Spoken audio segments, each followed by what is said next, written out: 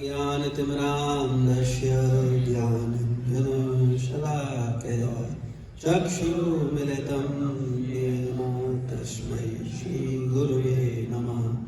श्रीचैतन्यमनोभीष्टं स्थापितं येन भूतले स्वयं रूपा कदा मह्यं ददाति स्वपदान्तिकम्।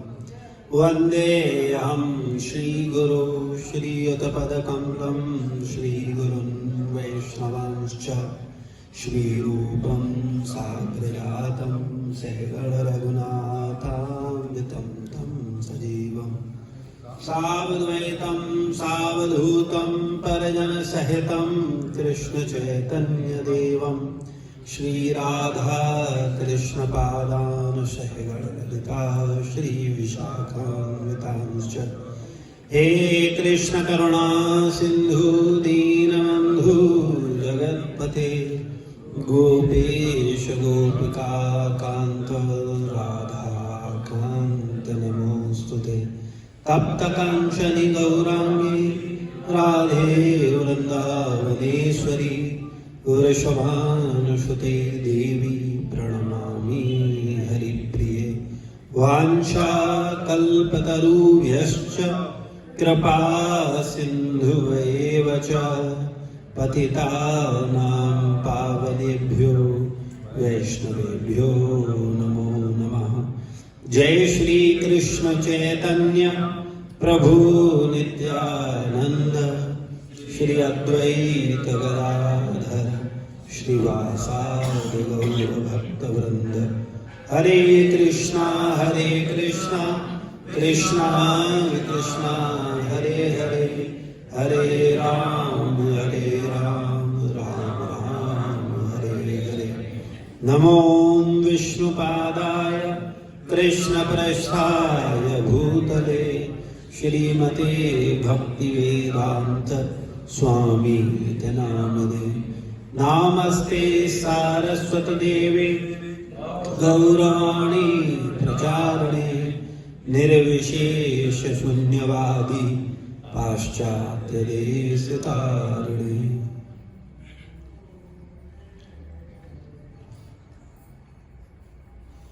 हरे कृष्णा। तो आप सभी भक्तों का रविवारी कक्षा में स्वागत है। आज हम लोग चर्चा करेंगे आध्यात्मिक उन्नति भाग 10। तो आज हम लोग चर्चा करेंगे आध्यात्मिक उन्नति भाग 10। धर्म की वैदिक प्रणाली के बारे में हम वर्णन कर रहे हैं कि कृष्ण के द्वारा उत्पन्न वर्णाश्रम वर्तमान समय में जन्म से उत्पन्न जाति भेद से लोगों को भ्रमित करने के लिए नहीं है, बल्कि सामाजिक भेद मिटाने के लिए है। कृष्ण ने कहा, चातुर्वर्ण्यम मया सृष्टम गुण कर्म विभागसा। प्रकृति के 3 गुणों और उसके कर्म के अनुसार मेरे द्वारा मानव समाज के 4 विभाग रचे गए। लेकिन मुश्किल यह है कि मिथ्या विचार की वजह से ब्राह्मण होने के लिए ब्राह्मण का पुत्र होना आवश्यक है। जाति प्रथा इसमें जो आ गई, यह आज की वर्ण प्रथा है। लेकिन कृष्ण यह नहीं स्वीकार करते। उनके अनुसार कार्य और गुण के अनुसार जाति का विभाजन है। वो कभी नहीं कहते कि विभाजन जन्म से है और कोई कैसे इसमें उत्तीर्ण हो सकता है। यह भी बताया गया, उदाहरण स्वरूप भगवत गीता में कृष्ण ने ब्राह्मण के गुणों का इस तरह से वर्णन किया है। समो दमस तपस शौचम शांति राजर्वमेव च ज्ञानम विज्ञानमास्तिक्यम ब्रह्म कर्म स्वभावजम। शांत प्रियता, आत्मसंयम, तपस्या, पवित्रता, सहिष्णुता, सत्यनिष्ठा, ज्ञान, विज्ञान तथा धार्मिकता, ये सारे ब्राह्मणों के गुण हैं। अतः जो लोग ब्राह्मण बनना चाहते हैं उन्हें ये सारे गुणों को अपनाने के लिए शिक्षित करना चाहिए। निश्चित रूप से त्रुटिपूर्ण वर्ण व्यवस्था को समाप्त करना चाहिए और लोगों को सही रूप में ब्राह्मण और क्षत्रिय बनाने के लिए शिक्षा केंद्र खोले जाने चाहिए। तो वास्तविकता में वर्तमान समय में भगवान जाति और वर्ण व्यवस्था के विषय में वर्तमान परिस्थिति के आधार पर हम लोगों का मानना क्या है कि ब्राह्मण कौन है? जो ब्राह्मण कुल में जन्म लिया है। लेकिन क्या ये सही है? ब्राह्मण कुल में व्यक्ति ने जन्म लिया है, लेकिन अगर वो ब्राह्मण के कर्म नहीं कर रहा है, वो मान लो मांसाहार कर रहा है, वो उसका जीवन संयमित नहीं है, वो कुछ भी नशा कर रहा है, शराब पी रहा है, तो क्या वो ब्राह्मण का सम्मान पाने के योग्य है? तो इसी को कहा गया चातुर्वर्णम मया सृष्टम गुण कर्म विभाग सा। भगवान ने ये बनाए किसके आधार पर?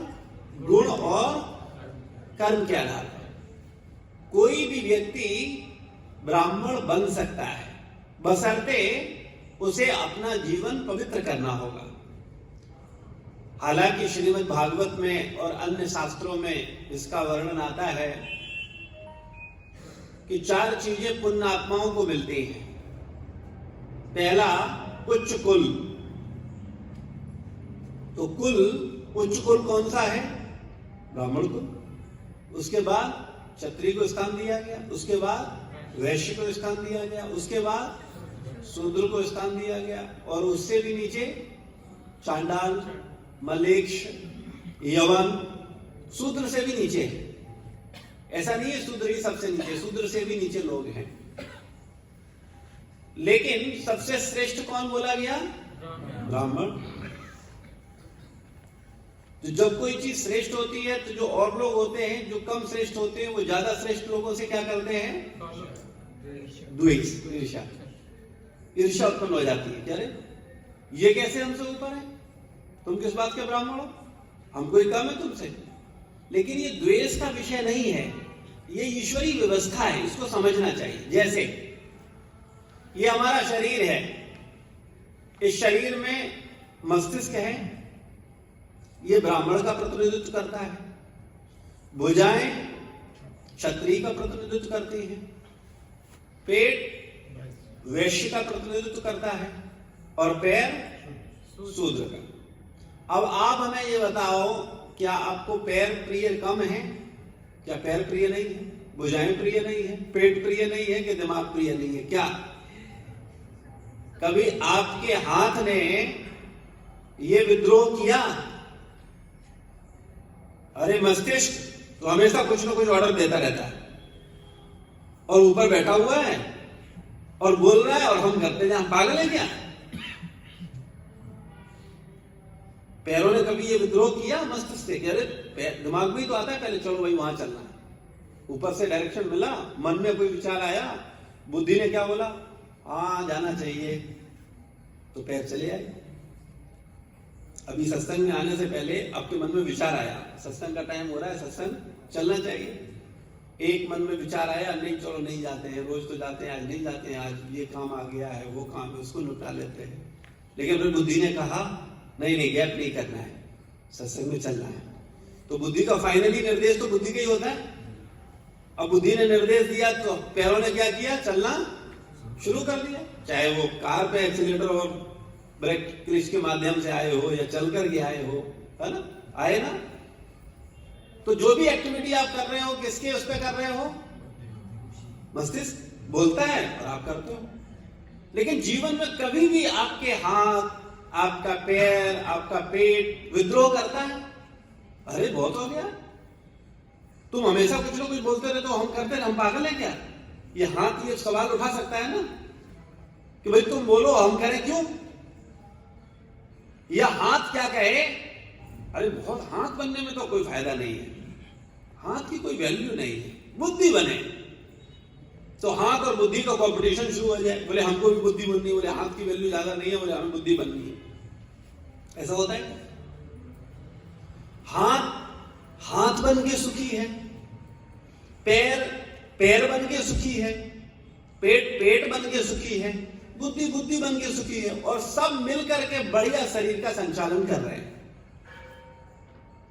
सेम यही पहले वर्ण व्यवस्था थी और समाज में व्यवस्था थी। समाज में 4 तरह के लोग थे, और पहले नहीं वर्तमान समय में भी हैं। कहां ऐसा नहीं है भाई, आप जहां पर भी जाओगे भाई, कई बार लोग बोलते हैं अरे ये जाति व्यवस्था तो इंसानों ने कर दिया, भगवान ने इंसान बनाए, इंसानों ने जाति बना दी, है ना? बोलते कि नहीं बोलते? कितने लोगों ने ये सेंटेंस सुना है और इस पर सहमत भी होते हैं कि नहीं होते? होते हैं कि नहीं? कितने लोग सहमत होते हैं? हाथ खड़ा करें कि भगवान ने इंसान बनाया, इंसान ने जाति बना दी। कोई जो ऐसा बोलता है उसे साफ रोक दो, नहीं भगवान ने ही जाति बनाई। कैटेगरी की गुण कर्म विभाग सा, गुण और कर्मों के आधार पर। और ऐसा नहीं है कि ये ब्राह्मण क्षत्रिय वैश्य भारत में पाए जाते हैं, पूरी दुनिया में कहीं भी चले जाओ आपको 4 प्रकार के लोग मिलेंगे।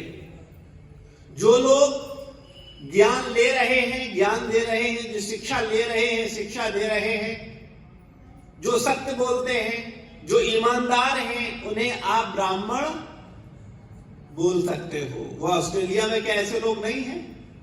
क्या रसिया में नहीं है? क्या अमेरिका में नहीं है? वहां लोग ज्ञान ले रहे हैं, ज्ञान दे रहे हैं, ऐसे नहीं है? ईमानदार लोग नहीं है, सच्चे लोग नहीं है? तो कहने का तात्पर्य केवल ये, जहां भी आप देखो ऐसे गुण, उसमें आगे बढ़ना है गीता में, ये गुण वाले जो व्यक्ति आप कहीं भी देखो उन्हें आप ब्राह्मण बोल सकते हो। किसके आधार पर?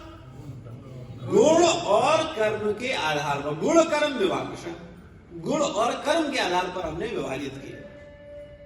लेकिन संसार में वर्तमान समय में एक तो राजनीति बड़ी दयावान है, कलयुग की राजनीति, जाति, उत्तर प्रदेश की तो राजनीति पूरा जाति पर ही आधारित है। यहां जातिवाद का इतना गहरा बीज हमारे मनों में बो दिया गया है, कितना भी कुछ हो उस मानसिकता से बाहर निकलना लोगों को बहुत मुश्किल है। लेकिन क्या ये ठीक है? क्या ये जाति व्यवस्था? देखो एक बात ध्यान रखिए, संसार में केवल 2 ही जातियां हैं मेरी दृष्टि से, और एक अच्छी और एक बुरी। और ये अच्छी और बुरी जाति के लोग सब जगह पाए जाते हैं। क्या ब्राह्मणों में अच्छे और बुरे लोग नहीं हैं? क्या क्षत्रियों में अच्छे और बुरे लोग नहीं हैं? वैश्य में नहीं है, शूद्र में नहीं है, यवन में नहीं है, चांडाल में नहीं, सब जगह अच्छे और बुरे लोग हैं। तो जहां आप अच्छे लोगों को देखो वहां आप अच्छे लोगों को संग कर सकते हो, लेकिन जहां बुरे लोग देखो वहां आप उनसे अरे वो ब्राह्मण की, हम कह रहे हैं भक्त समाज को ले लो। क्या भक्त समाज में यहां जितने लोग बैठे सब अच्छे हैं? क्या यहां अच्छे बुरे नहीं है? यहां पे भी अच्छे बुरे हैं। अब बुद्धिमान आपको बनना है कि जो अच्छा है उसका संग करना है, जो अच्छा नहीं है उसे थोड़ा दूरी बना के रखना है। तो जो बुद्धिमान व्यक्ति है उसको कहीं कोई प्रॉब्लम नहीं होती, लेकिन जो मूर्ख है वो बड़ी जल्दी बेवकूफ बन जाता है। उसको किसी ने कुछ कहा, उसके मन में तुरंत आया, बोले हाँ बात तो सही, उसकी अपनी कोई बुद्धि है ही नहीं, वो अपनी बुद्धि से नहीं सोचता। अच्छा ईमानदारी बताओ, आप अपनी बुद्धि से सोचते हो कि दूसरों की बुद्धि सोचते हो? आप क्या सोचते हैं? ऐसा आपका क्या विचार? जो आप करते हो वो बताओ।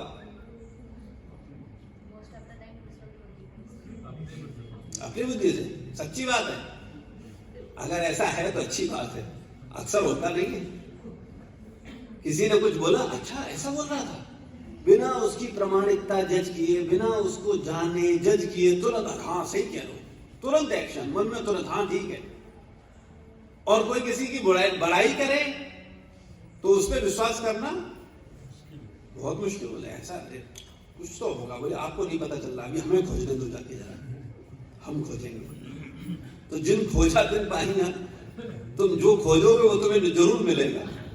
तुम अगर बुराई खोजोगे तो तुम्हें बुराई 100% मिलेगी। आप ऐसा नहीं है कि आप असफल हो जाओगे। यहां तक कि भगवान में अगर तुम बुराई ढूंढोगे तो तुम्हें मिलेगी कि नहीं मिलेगी? कितने लोगों को लगता है कि बुराई नहीं मिलेगी, भगवान में बुराई नहीं मिलेगी? कितने लोग ऐसा बोलते हैं? ठीक। और कितने लोग बोलते हैं भगवान बुराई मिलेगी? 2 लोग बोल रहे हैं, 3 लोग बोल रहे हैं। तो ये 3-4 लोग सही है। अच्छा, भगवान बुरे हैं कि नहीं हैं?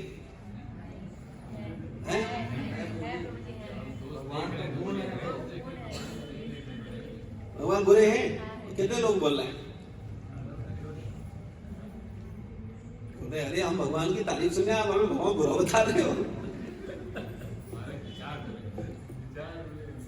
हमारे विचार बुरे, भगवान बुरे नहीं है। लेकिन आपको एक सच बात बताएं, भगवान अच्छे और बुरे से ऊपर है।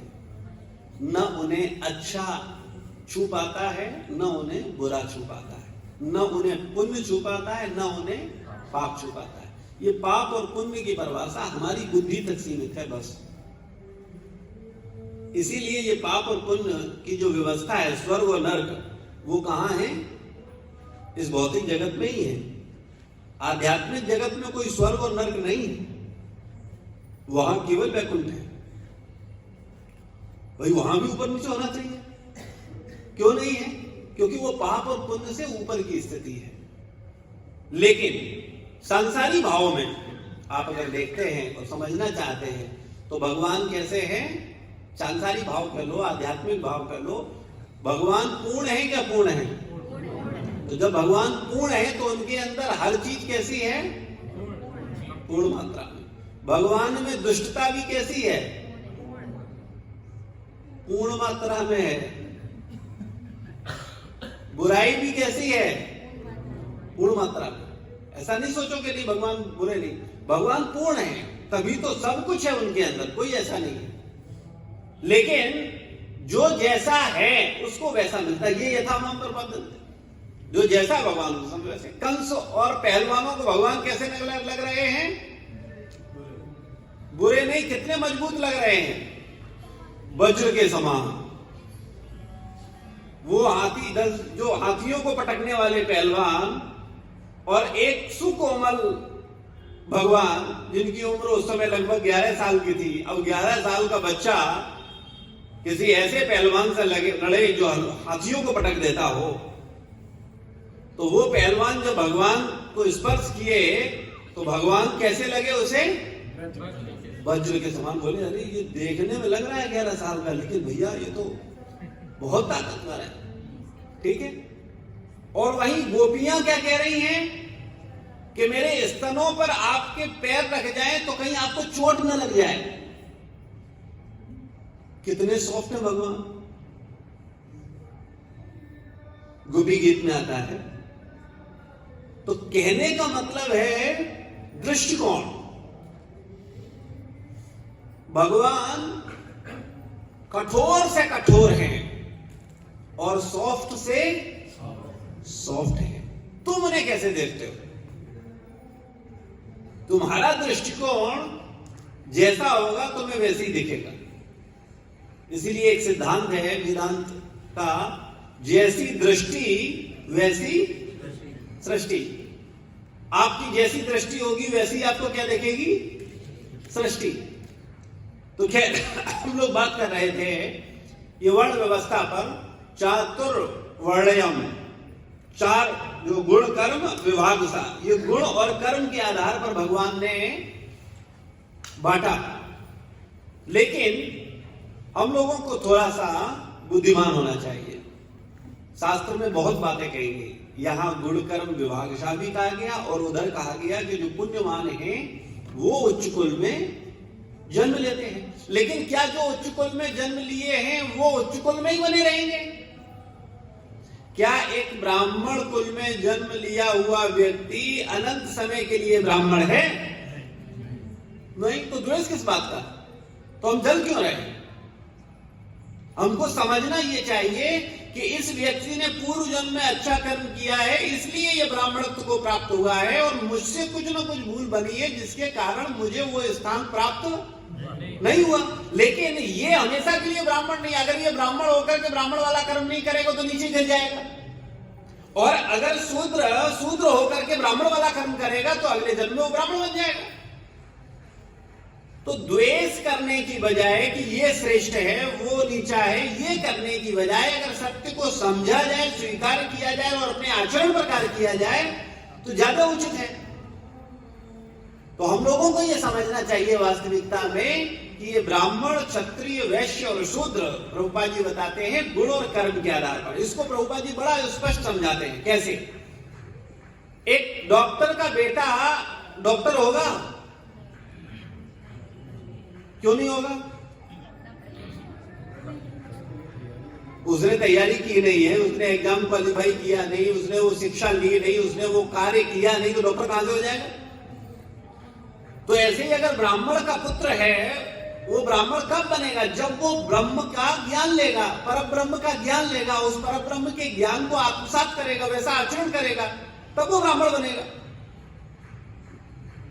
वर्तमान समय में श्रील प्रभुपाद जी की कृपा से पूरे विश्व में आह्वान किया जा रहा है कि आइए और आप ब्राह्मण बनिए। कैसे बनिए? अपने गुणों को अर्जित करके। कौन से गुणों को? जो ब्राह्मण के गुण हैं।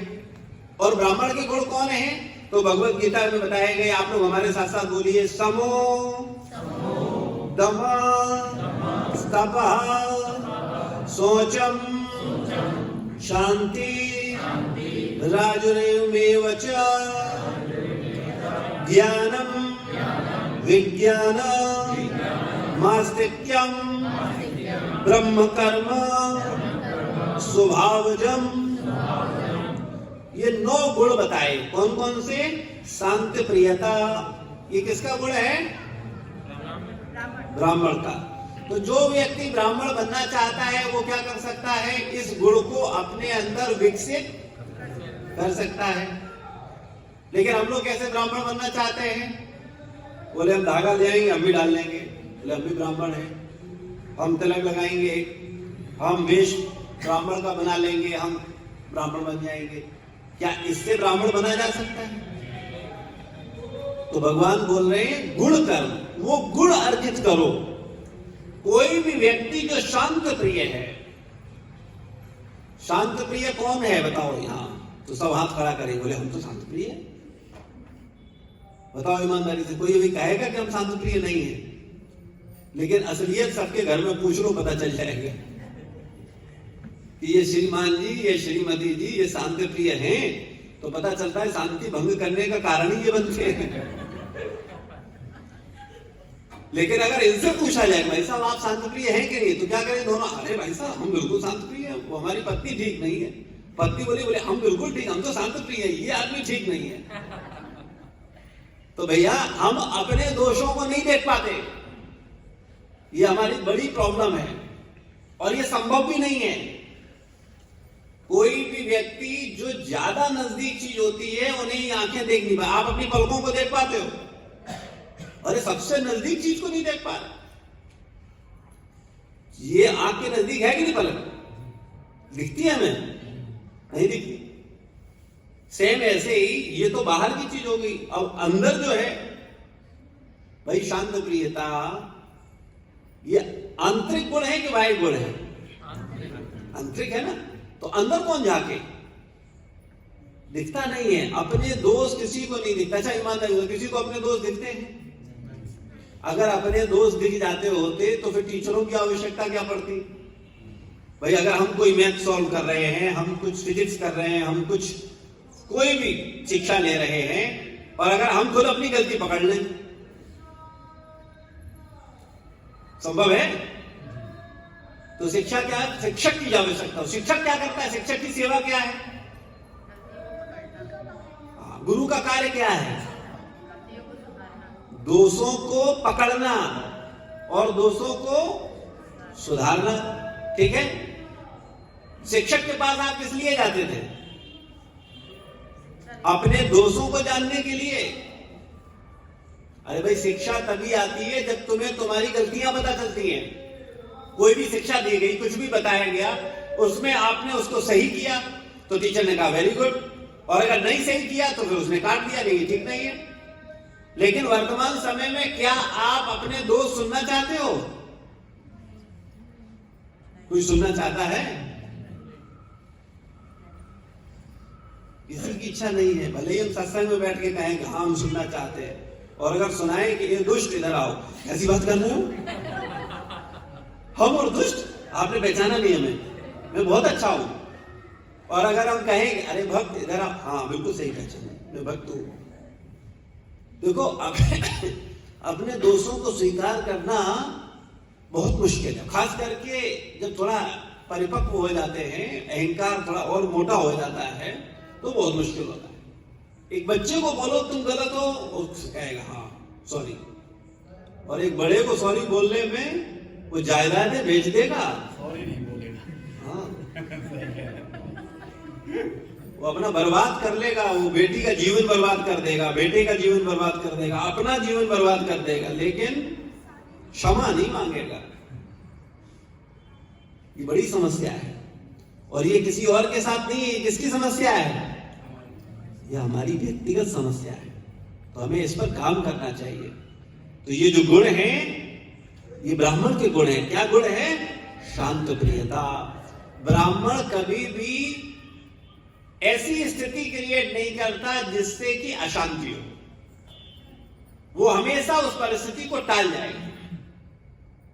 आप घर का उदाहरण ले लो, मान लो घर में कोई विपरीत परिस्थिति बनती है तो वो बुद्धिमान व्यक्ति क्या करेगा? उस परिस्थिति को टाल देगा।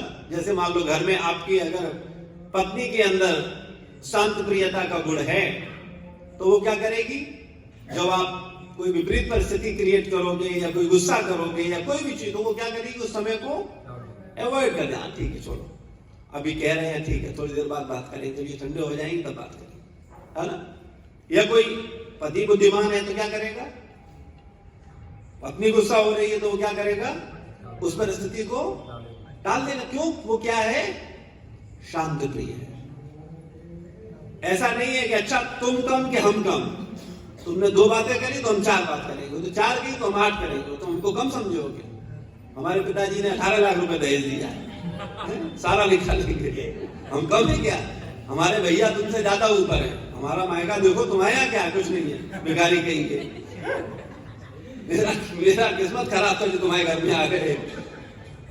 तो इस तरीके की भावनाएं जो है वो शांत प्रियता नहीं दर्शाती। तो शांत प्रिय व्यक्ति क्या करता है? विपरीत परिस्थितियों को हमेशा टाल देता है, कहने नहीं, अरे रहने दो, कोई क्लेश ना हो, अवॉइड करो। चाहे समाज में हो, चाहे परिवार में हो, चाहे मित्रता में हो, जहां भी जाएगा, जहां देखेगा कि यहां से शांत प्रियता भंग हो रही है, उसको वो अवॉइड करेगा। दूसरा ब्राह्मण का गुण क्या है? आत्मसंयमी। वो कैसा होता है? आत्मसंयमी, स्वयं में संयमित होता है। उसे मालूम है कब गुस्सा करना है और कब गुस्सा नहीं करना है। अच्छा, आप गुस्से के कंट्रोल में हो कि गुस्सा आपके कंट्रोल में है? कितने लोग गुस्से के कंट्रोल में हैं? और कितने लोगों का गुस्सा उनके कंट्रोल में है? बहुत अच्छा। तो कुछ जितेंद्री लोग भी हैं यहाँ जो उनको गुस्सा तो आता है लेकिन उसको क्या करते हैं? वो कंट्रोल करते हैं, है ना? और वो अलग बात है गुस्सा। अच्छा, गुस्सा कहाँ करना चाहिए, कहाँ नहीं करना, हर बात अपने आप में बहुत बड़ी है, बहुत चर्चा किया जा सकता है। कैसे समझा जाए कि ये आत्मसंयमी है या ये क्रोध को पीने वाला है? किसी ने आपको गाली दिया,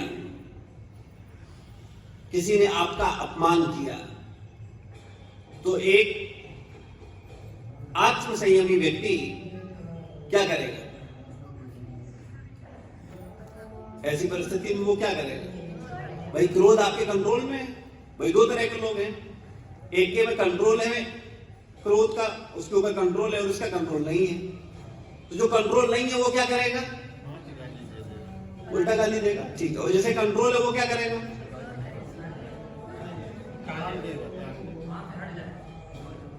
तो उसको वहां गाली नहीं देनी चाहिए, ठीक। अभी दूसरा उदाहरण ले लो। एक व्यक्ति ने आपके माता पिता गुरु को गाली दिया, ठीक है। तो एक तो क्रोधी व्यक्ति जिसका क्रोध पे कंट्रोल नहीं है वो क्या करेगा? है? उसके दादा दादी को गाली दे देगा, माता पिता को तो छोड़ो, दादा को भी बोलेगा, है ना? तुमने हमारे माँ पिता को बोला, हम तुम्हें तुमने हमारे गुरु को बोला, हम तुम्हारे गुरु को और उनके भी गुरु बोलो, ठीक है। और जो संयमित है, जिसका क्रोध पे कंट्रोल है, वो क्या करेगा?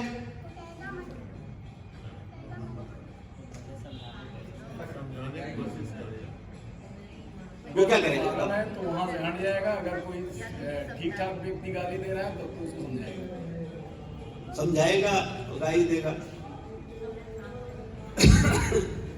वो आत्मसंयमी नहीं, आत्मसंयमी व्यक्ति उसको समझाएगा। और कैसे समझाएगा? जिस भाषा में समझेगा उस भाषा में समझाएगा। क्रोध कहां करना है, कहां नहीं करना है, हम लोग इतने मूर्ख हैं, हमें पता ही नहीं है। क्रोध अपने अपमान के लिए नहीं करना चाहिए। अगर कोई मेरा अपमान करे तो हमें कभी क्रोध नहीं करना चाहिए। एक आत्मसंयमी व्यक्ति कैसा है?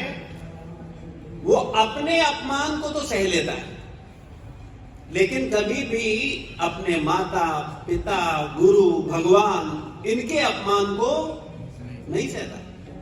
इनको सह लिया, इसका मतलब आपको अरे अरे तुम तो आत्मसंयमी हो।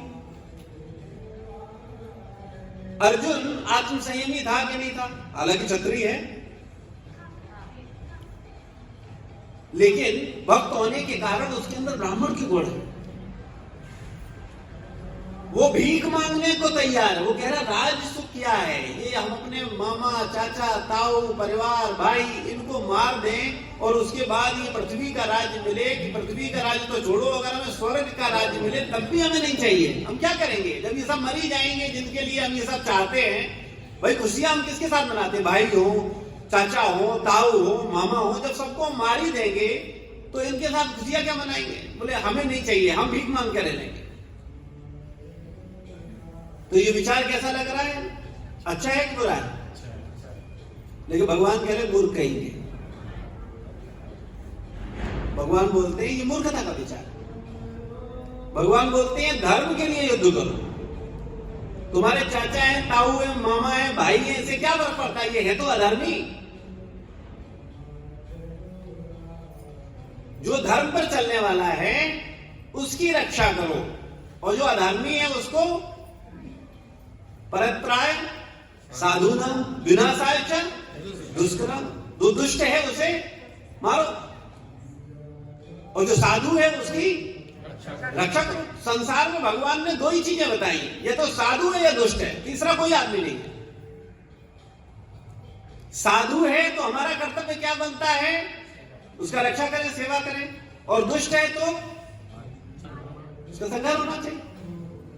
तो कहने का तात्पर्य यह है कि भगवान हमको बता रहे हैं आत्मसंयमी व्यक्ति अपने अपमान को सह लेता है। उसका कोई अपमान करे उसको कोई फर्क नहीं पड़ता। हम लोग उल्टे हो गए, हमारा किसी ने अपमान कर दिया तो हम बर्दाश्त नहीं करते, और कोई हमारे माता को बोले, पिता को बोले, गुरु को बोले, भगवान को बोले, कोई बात नहीं, ठीक है, हमें कुछ ज्यादा फर्क नहीं पड़ता।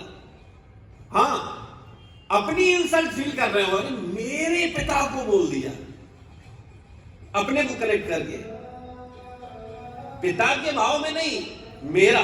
कई बार हम लोग क्या बोलते हैं? हम लोग कई बार माता पिता का सम्मान इसलिए करते हैं क्योंकि उसमें अपना सम्मान छुपा होता है। अपने सम्मान के लिए तो माता पिता का, गुरु का सम्मान मत करो, उनके सम्मान के लिए उनका सम्मान करो। यह भाव होना चाहिए। तो जो आत्मसंयमी व्यक्ति होता है वो बुद्धिमान होता है, वो विवेकवान होता है। उसे मालूम है क्या करना है, कहां गुस्सा करना है और कहां नहीं करना है। उसका अपने ऊपर क्या होता है? नियंत्रण होता है। तपस्या, तपस्या क्या है? तपस्या का मतलब क्या होता है?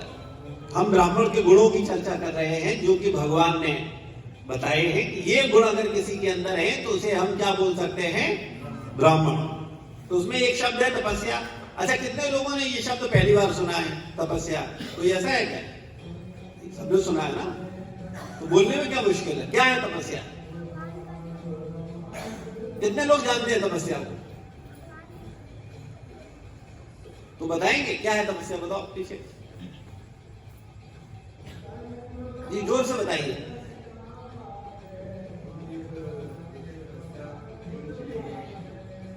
आराधना करने लगे, कहीं बैठ गए,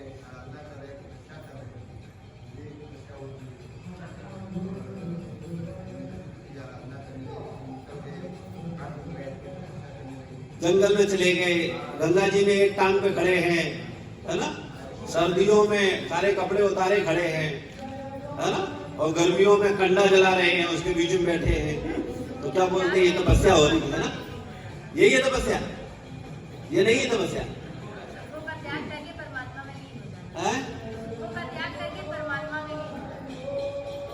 परमात्मा का ध्यान करके उनमें लीन हो जाना, खुद गायब हो जाना,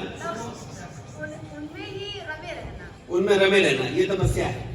ठीक है, और कोई तपस्या? जी प्रभु जी, आप ही ने बताया था कि गुरु के लिए या प्रभु के लिए, भगवान के लिए, माता पिता के लिए, उनकी सुख के लिए अपने स्वेच्छा से अपने को कष्ट में डालना, ये तपस्या। हाँ, तपस्या का मतलब होता है जिसके लिए तुम तपस्या कर रहे हो उसकी प्रसन्नता के लिए स्वेच्छा से कष्ट मोल लेना, ये तपस्या का मतलब ये नहीं है गंगा जी में खड़े हो जाओ जाकर के एक टांग से। क्यों खड़े हो? बोले वो नहीं पता, हम खड़े हैं। बोले हमने घर छोड़ दिया, हम जंगल जा रहे हैं। बोले काहे के लिए जा रहे हो जंगल? बोले जंगल में भगवान मिलते हैं। तो घर में नहीं मिलेंगे क्या? जंगल में ही भगवान है, जंगल में शेर मिलेगा, चीते मिलेंगे, सांप बिच्छी मिलेंगे, भगवान मिलेंगे। वन जाने का मतलब क्या है? कुछ नहीं पता है, कुछ भी। तपस्या का मतलब क्या है? तपस्या का मतलब होता है तपाना अपने को। क्या तपाना? जिसकी आराधना कर रहे हैं हम, माता पिता की आराधना। हमको आराधना के लिए तीन ही लोग बताए गीता में, माता पिता, गुरु, भगवान। तो इनकी क्या करनी चाहिए? तपस्या इनके लिए करनी चाहिए। तपस्या का मतलब होता है इनको सुख देने के लिए स्वेच्छा से क्या करना चाहिए? कष्ट लेने चाहिए। आप अपने माता पिता के, मान लो ऑफिस जा रहे हो, अब ऑफिस गए, सुबह से शाम तक वहां मेहनत किया, और माता पिता आराम से रिटायर हैं तो आराम से घर पे लेटे हुए हैं, ठीक है। अब आप गए, सुबह से निकले, शाम को आए, 50 लोगों से 50 तरह का सर मारा, और उसके बाद जाकर के माता पिता के रूम में गए और माता पिता के पैर दबाने लगे, ठीक है। तो ये क्या हुआ? तपस्या हुई, ठीक है ना। लेकिन जो उल्टी खोपड़ी का व्यक्ति होता है वो क्या सोचता है? अरे दिन भर तो फालतू बैठे हुए हैं, हमें देखो, हम कितना परेशान होकर के आए हैं, और ऊपर से इनके पैर और दबाए। कि काम क्या किया? हमारे पैर दबाने चाहिए उल्टा। और आजकल बेचारे वही माँ बाप सुखी हैं जो उल्टा बच्चों के पैर दबा रहे हैं। मैं आपको कड़वी बात बोल रहा हूं।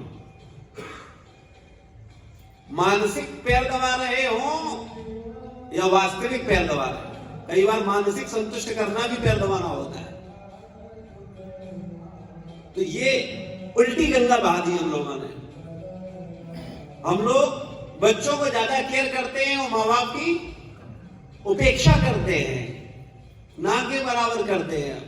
माँ बाप से सोचते हैं क्या ले लें, और बच्चों को सोचते हैं क्या दे दें। ये उल्टी गंगा नहीं हुई? जिनने तुम्हें पैदा कर दिया, जिनने तुम्हें ये शरीर ही दे दिया, अब उनसे और क्या चाहिए? लेकिन नहीं, कहां तक कैसे क्या समझाया जाए। खैर, तपस्या का मतलब क्या है? समझ में आया? तपस्या क्या है? तपस्या का मतलब है भगवान, गुरु, माता पिता, इनकी प्रसन्नता के लिए स्वेच्छा से कष्ट लेना। ये सब क्या है? तपस्या है। पवित्रता, पवित्रता क्या है? पवित्रता के विषय में शास्त्र में बताया गया 2 प्रकार की पवित्रता है। एक आंतरिक पवित्रता और एक बाह्य पवित्रता। बाह्य पवित्रता तो होता है हम डेली स्नान करेंगे, है ना। कितने लोग ऐसे हैं जो सर्दियों में हफ्ते हफ्ते नहाते हैं? कोई है यहाँ? तो 2 ईमानदार सच्चे लोग हैं।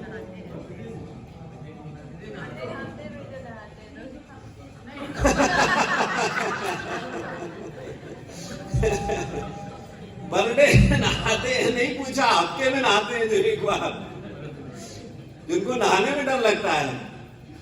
सर्दियों में ऐसी सैकड़ों जीवात्माएं हैं जो सर्दियों में नहाती नहीं है।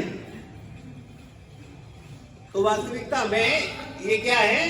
बाह्य पवित्रता है, स्नान करना, है ना, जब भी मल त्याग करने जाना उसके बाद स्नान करना, है ना। आपने देखा कभी कोई पशु मल त्यागता हो उसके बाद नहाता हो? देखा आप? नहीं, ठीक है ना। लेकिन मैं इसमें से आप लोग तो सब नहाते होंगे, या आप भी ऐसा करते हो? बताने में शर्म आएगी, लेकिन करते सब हैं। हमें समझना चाहिए ये पवित्रता के लक्षण हैं। मनुष्य बने हैं हम, तो हमें समझना चाहिए ये कैसी पवित्रता है। वाय पवित्रता। बालों को कैसा रखना? छोटा रखना। नाखून को कैसे रखना? छोटा रखना, है ना। लेकिन आजकल माताएं कैसे नाखून रखती हैं?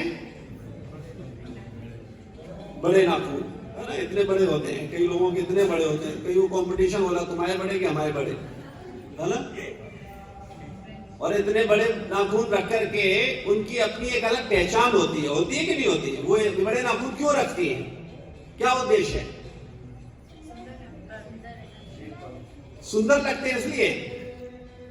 भाई हमें ये बताओ, रामचरितमानस में, रामायण में एक कैरेक्टर है जिसका नाम है सूपनखा। इसका नाम सूपनखा क्यों था?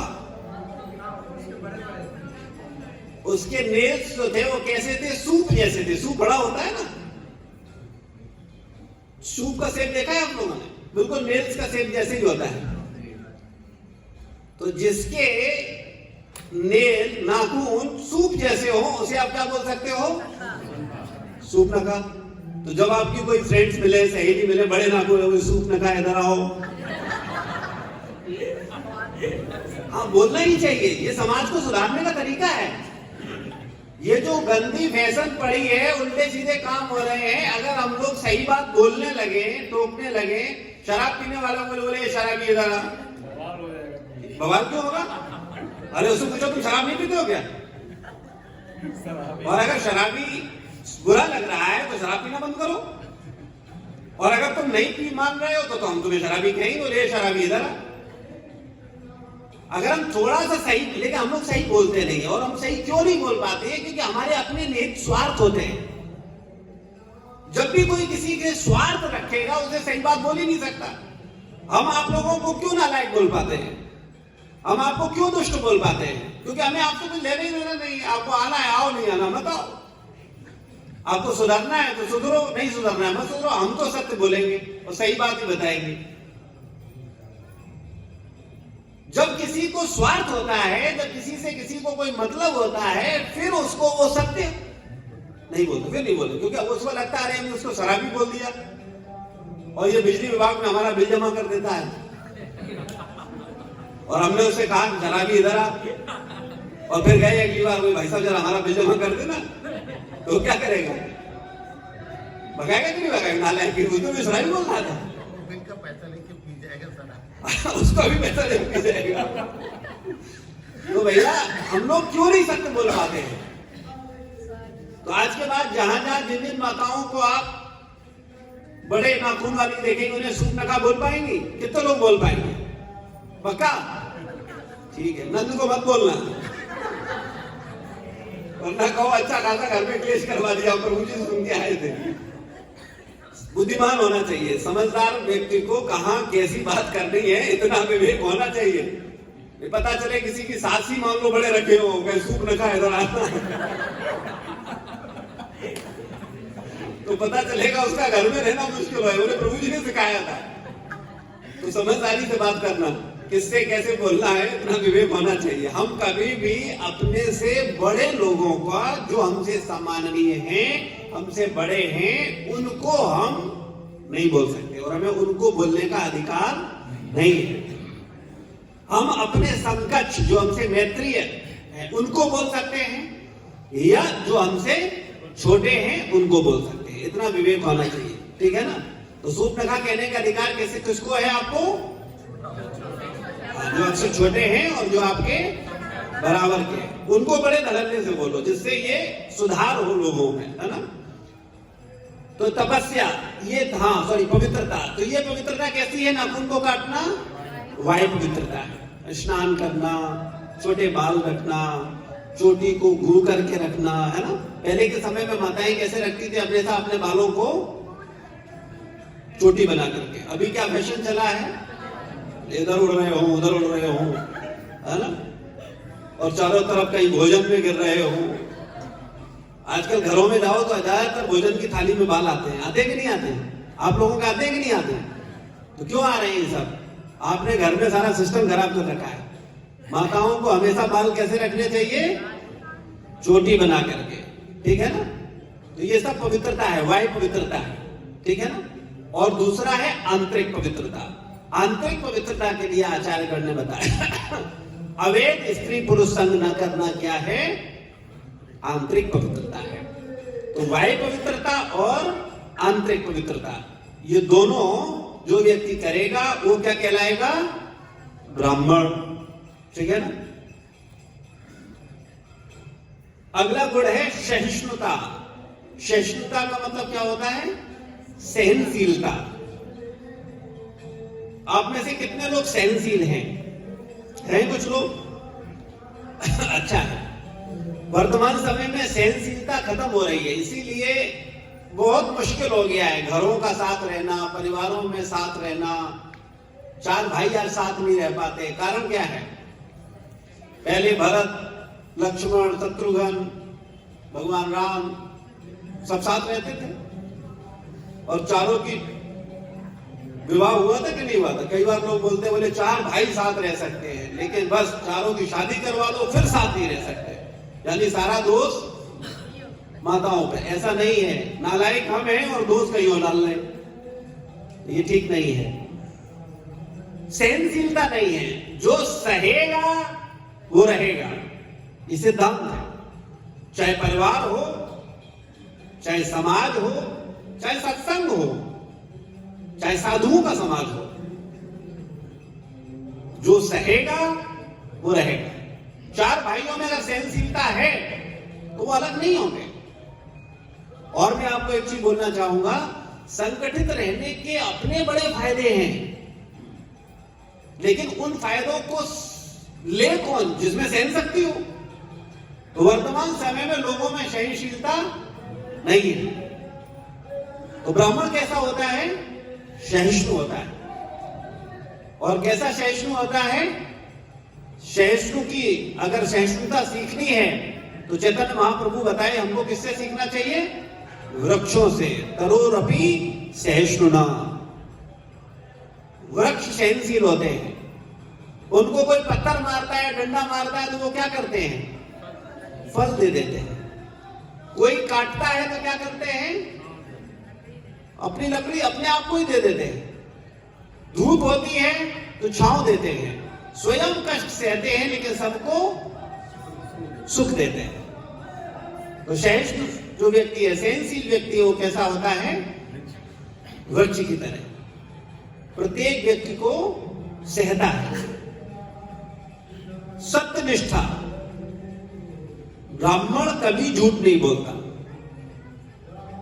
जो झूठ बोलता है वो ब्राह्मण है ही नहीं। इसके लिए एक सत्य घटना है। ऋषि का नाम मेरे दिमाग में नहीं आ रहा, लेकिन कथा मैं आपको बता दूं। एक बार ऋषि थे, वो वेदों का शिक्षा देते थे गुरुकुल में। तो उनके पास एक बालक आया। उस बालक ने कहा कि मैं भी शिक्षा लेना चाहता हूं। तो उन्होंने कहा तुम्हारा कुल क्या है? क्या तुम ब्राह्मण कुल से हो? तो बोला ये तो मुझे नहीं पता है।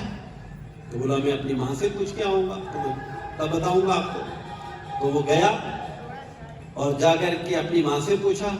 तो उसकी मां बोली बेटा हम तो वैश्या हैं, हमें तो नहीं पता है तुम्हारा पिता ब्राह्मण है, क्षत्रिय है, वैश्य है, शूद्र है, मुझे तो नहीं पता कौन है तुम्हारा पिता।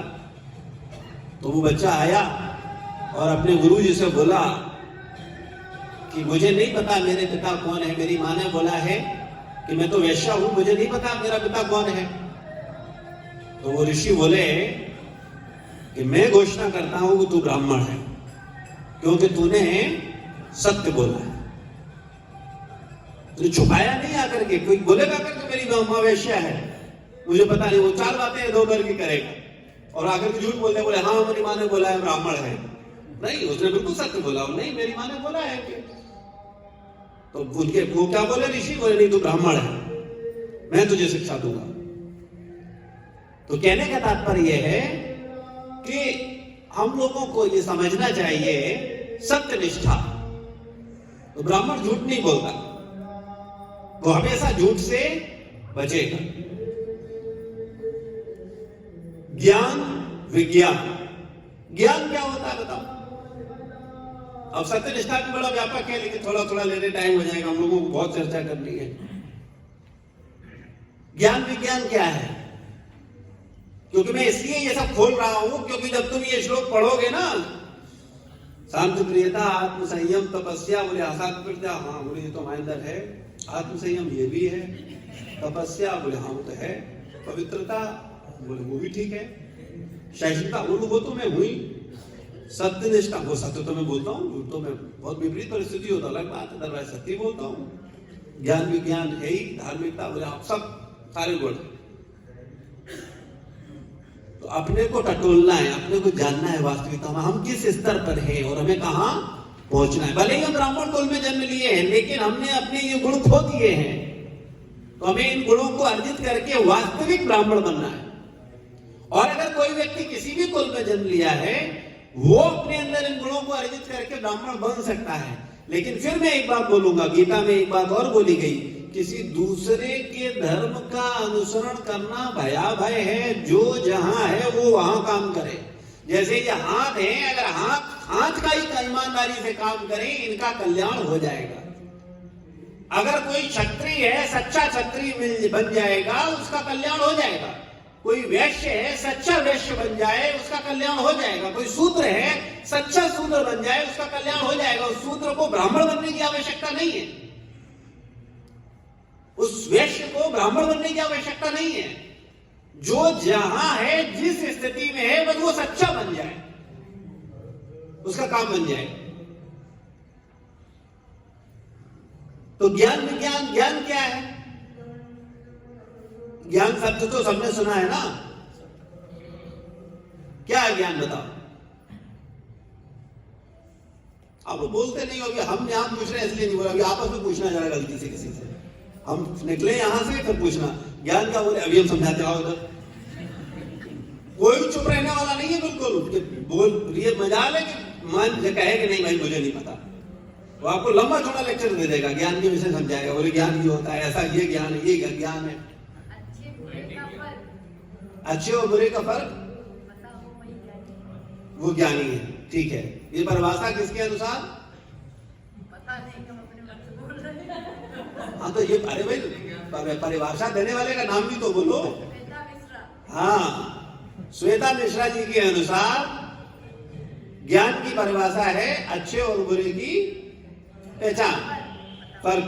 हाँ, ये अच्छा है कि आपने ईमानदारी से बोला मेरे अनुसार। अच्छा, आप परिभाषा देने वाले कौन हो? आपने ज्ञान बनाया, तो जब ज्ञान आपने बनाया नहीं तो आपने परिभाषा कैसे दे दी? आपने पूछा, हमारे मन में था। हाँ, बहुत अच्छा। लेकिन यही प्रॉब्लम है, यही कंफ्यूजन के अंदर पैदा करता है समाज में। अगर हम पूछें आपसे 2 और 2 कितने होते हैं, आपको मन से 7 होते हैं। बोले 7 कैसे होते हैं? 7 किसके अनुसार? बोले अंजू मिश्रा के अनुसार। आप समझ रहे? ये पर्टिकुलर अपने ऊपर मत लीजिए, सबकी प्रॉब्लम है, यही कर रहे हैं हम लोग। हम लोग सही बात को नहीं समझ रहे, क्या सही है, उसका क्या मीन्स है, उसका क्या अर्थ है, क्या करना है क्या नहीं करना, वो नहीं समझ रहे कुछ भी हमारे अनुसार। अरे भाई तुम कौन होते हो भाई? तुम परिभाषा देने वाले कौन हो? तुमने ज्ञान बनाया, और कोई बताना चाहेगा ज्ञान क्या है? अब कोई नहीं बोले बोलकर अपनी खिंचाई करो खाली। शास्त्रों का जो समझता है, जिसने पढ़ा है वो क्या है? शास्त्रों, देखो एक और परिभाषा आ गई, शास्त्रों को पढ़ा होगी हामी, ठीक है। और बताओ, सही को समझता, ठीक। और कोई कुछ बताना चाहेगा ज्ञान क्या है? अपने बारे में जानना कि हम एक आत्मा है, सोल है, स्पिरिट सोल है, ये ज्ञान है। हाँ, ज्ञान का मतलब होता है आत्मा और पदार्थ के भेद को जानना। हम कौन हैं? आत्मा और पदार्थ के भेद को जानना क्या है? ज्ञान। जो आत्मा और पदार्थ के भेद को कर पाता है वो ज्ञानी कहलाता है। ज्ञान का मतलब यह है आत्मा और पदार्थ का भेद, ये ज्ञान। एक व्यक्ति ने एमएससी कर लिया तो ज्ञानी हो गया? नहीं। क्यों नहीं ज्ञानी बोलते आप उसे? आजकल भले ही कोई कुछ भी बोलने लगे, लेकिन ज्ञानी नहीं बोला जाएगा उसे। क्यों उसे ज्ञानी नहीं बोला जा रहा है? क्योंकि आत्मा तथा पदार्थ के भेद को नहीं जान रहा है। कई बार लोग दाढ़ी बड़ी किए हुए हैं, कमंडल लिए हुए हैं, तो हम उनका वेश देख के बोल देते ज्ञानी। वेश से कोई ज्ञानी नहीं होता, उम्र से कोई ज्ञानी नहीं होता, ज्ञान से ज्ञानी होता। और ज्ञान क्या है? आत्मा तथा पदार्थ का भेद ज्ञान। विज्ञान क्या है?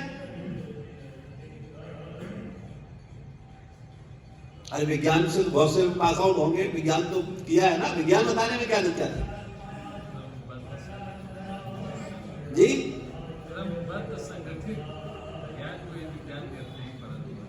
ठीक, और कोई कुछ बताना चाहेगा? विज्ञान क्या है? मनुष्य ने जो खोजा है, जो आविष्कार किया है, वो विज्ञान। जो खोजा है वो विज्ञान है। और कोई? अरे वे विज्ञान वाले तो कुछ बताएं। विज्ञान वाले विज्ञान पे नहीं बोल रहे हैं। कितने लोग विज्ञान से पढ़े हैं? साइंस के स्टूडेंट कितने हैं? तो कुछ तो बोलो भाई, क्या है विज्ञान?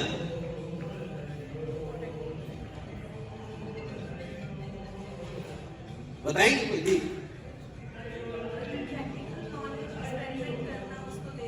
हाँ, प्रैक्टिकल नॉलेज, व्यवहारिक ज्ञान।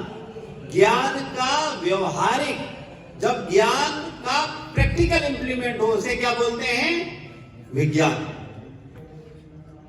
ज्ञान तो यह हो गया कि हम शरीर नहीं आत्मा है, लेकिन लगे हैं 24 घंटे शरीर में, मान रहे हैं शरीर ही, केंद्रित है शरीर के लक्ष्य, आत्मा में कोई ध्यान ही नहीं है। तो इसका मतलब क्या है कि न ज्ञान है अभी और न विज्ञान है। जब ज्ञान हो जाए और उस ज्ञान के आधार पर हम आचरण करना शुरू कर दें, व्यवहार शुरू, प्रैक्टिकल शुरू कर दें, व्यवहारिकता में उस ज्ञान को ले आए, फिर उसे क्या बोलते हैं? विज्ञान। तो ज्ञान, विज्ञान, धार्मिकता। धार्मिकता क्या है?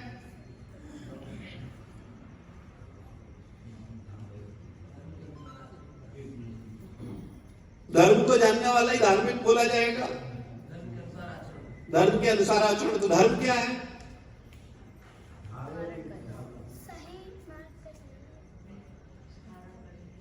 धर्म क्या है? हाँ, तो क्या धारण किया? जो धारण करे वही तो पूछ रहा हूं, क्या धारण किया? क्या धर्म? आपने सही बोला, जो धारण किया वो धर्म ठीक है, लेकिन क्या धारण किया?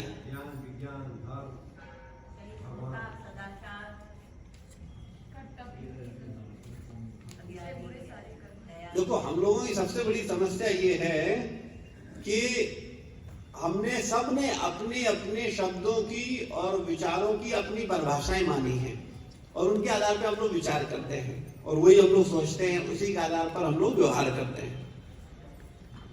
धार्मिकता बड़ी सरल है। पहले तो धर्म, आपने ये बिल्कुल सही बोला है प्रभु जी ने, जिसको धारण किया जाए वो धर्म है। जैसे नमक का धर्म क्या है? नमकीनपन। नमक ने नमकीनपन को क्या कर रखा है? धारण कर रखा है। नमक से अगर नमकीनपन हटा दिया जाए, नमक का कोई अस्तित्व रहेगा? चीनी से मिठास हटा दी जाए, तो चीनी ने क्या कर रखा है? मिठास को धारण कर रखा है। तो चीनी का धर्म क्या है? हाँ, और अगर वो हट जाए तो चीनी का अस्तित्व खत्म। तो अब आप क्या हैं? मनुष्य हैं। आपका धर्म क्या है? बोले हिंदू धर्म, मुस्लिम धर्म, सिख धर्म, ये धर्म है।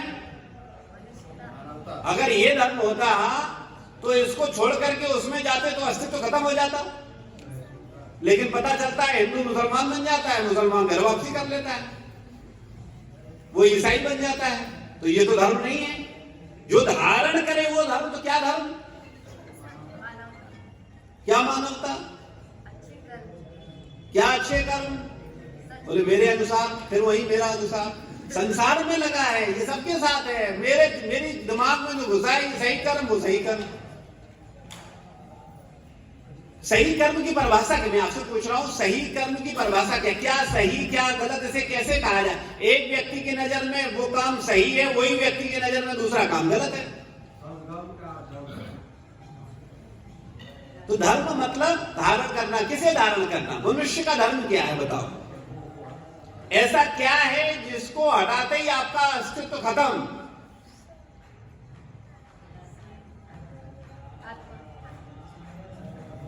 पहले चर्चा कर चुके हैं, आप लोग ध्यान से नहीं सुनते हो। सेवा, बिल्कुल सही। सेवा, सेवा के बिना रह सकते हो आप? चाहे पत्नी की करो, चाहे पति की करो, चाहे अपने शरीर की करो। कोई पत्नी पति कुछ ना हो तो कुत्ते की करोगे, बिल्ली की करोगे, घर की करोगे, गाड़ी की करोगे, समाज की करोगे। बिना सेवा के क्या जिंदा रह सकते हो? अगर तुमसे तुम्हारी सेवा निकाल दी जाए, तुम्हारा अस्तित्व बचेगा? बिना सेवा किए रह सकते हैं हम लोग। वो अलग बात है कि हमें पता ही नहीं है किसकी सेवा करनी है। अज्ञानी होने के कारण जिसका सेवा करना चाहिए उसका सेवा नहीं करना है, जिसका नहीं करना चाहिए उसमें 24 घंटे लगे हुए, इसीलिए सुखी नहीं। अज्ञानी व्यक्ति कभी सुखी नहीं रहता, ध्यान रखना। मूर्ख व्यक्ति सुखी नहीं हो सकता। तो अज्ञानी जो लोग हैं, जो समझते ही नहीं है कि क्या करना है, वो कैसे सुखी होंगे? तो सेवा करनी है, किसकी सेवा करनी है? बोलने के लिए लोग सालों बोलते रहते हैं, करते ढेला भर नहीं। मेरा अनुभव है, 16 साल का अनुभव है, बड़ा प्रैक्टिकल अनुभव है। सत्संग में तो बड़ा अच्छा बोलते हैं, लेकिन आचरण में किसकी सेवा करते हैं? कुत्ते की। बोले वो बिस्किट ले जा रहे हैं, काहे के लिए? और मेरा कुत्ता है ना। माता पिता से तो ज्यादा ध्यान कुत्ते का रख रहे हैं। कुत्ते को जरा ठीक है, बोले अरे डॉक्टर साहब को ले चलते हैं। कहां जा रहे हो? बोले कुत्ते को दिखाने ले जा रहे हैं।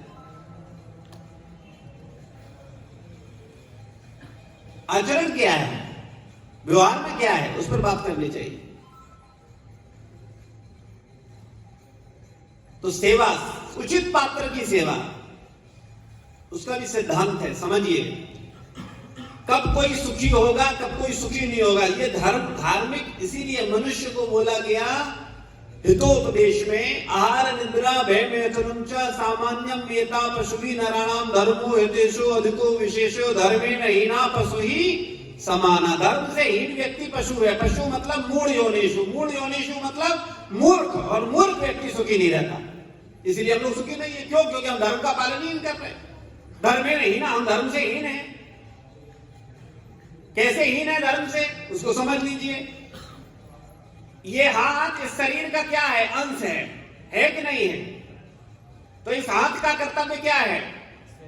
शरीर की सेवा करना। ये क्या करता है सुबह से शाम तक? खिलाता है, नहलाता है, धुलाता है, क्या क्या नहीं करता। निकृष्ट से निकृष्ट कार्य करता है, मल साफ करता है, सब कुछ करता है।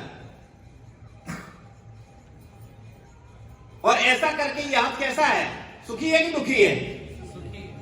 लेकिन मान लो इस हाथ के पास भी दिमाग आ जाता है। अभी ये क्या सोचता? बोले अच्छा बहुत हो गया, खिलाएं हम, काटें हम, बनाएं हम, खरीदें हम, उठाएं हम, क्या अच्छा क्या बुरा, और खाओ तुम। तो ठीक नहीं है, हमें बेवकूफ बनाते आ रहे हो। बोले हम आवाज उठाएंगे, बहुत शोषण हो रहा है हमारा। तो सारे हाथों ने हड़ताल कर दी। बोले हमारा अनंत समय से शोषण होता आ रहा है, अब अपना शोषण नहीं होने देंगे। आज से हम सब हाथ ये हड़ताल करते हैं कि इस बेवकूफ मुंह को और बुद्धि की बात को नहीं मानेंगे, मुंह को नहीं खिलाएंगे, हम खुद खाएंगे।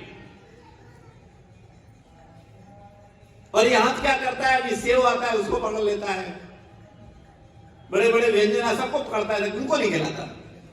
हाथ का क्या स्थिति होगा? कमजोर होगा कि मजबूत होगा? क्यों कमजोर हो रहा है ये? क्योंकि जिसका ये अंश है उसकी सेवा नहीं कर रहा। तो ये आपकी स्थिति क्या होती है? कमजोर हो जाता है। इसी प्रकार से हम सब कौन हैं? शरीर है कि आत्मा है? और आत्मा किसका अंश है? भगवान का। तो आत्मा का क्या कर्तव्य है? भगवान की सेवा करना। लेकिन हम भगवान की सेवा करते हैं? नहीं करते। कब से नहीं कर रहे हैं? अनंत जन्मों से नहीं कर रहे हैं। तो उसका परिणाम क्या हो रहा है? हम दुखी हैं। हम धार्मिक नहीं है, अधार्मिक है। धर्म का मतलब टीका लगा लेना नहीं है। धर्म का मतलब एक रूटीन वे में 2 आरतियां गा लेना, 4 खिलाने या 2 काजू का भोग लगा देना, 2 अगरबत्ती जला देना, ये धार्मिक नहीं है। हम लोग आजकल ऐसी को धार्मिक मानते हैं, आस्तिक मानते हैं। हमारी नजर में जो व्यक्ति अगरबत्ती लगाता है, उसने अपने घर में कुछ 2, 4 से 10 देवी देवता बिठा रखे हैं, वो 2, 4 अगरबत्ती लगाता है, 2, 4 आरतियां गाता है, 2, 4 चालीसा पढ़ता है, कुछ थोड़ा बहुत भोग अर्पित करता है, तो हम बोलते हैं ये धार्मिक है, यही आस्तिक है। लेकिन वास्तविकता में वो अधार्मिक है, वो नास्तिक है। और उसी कैटेगरी में कौन है?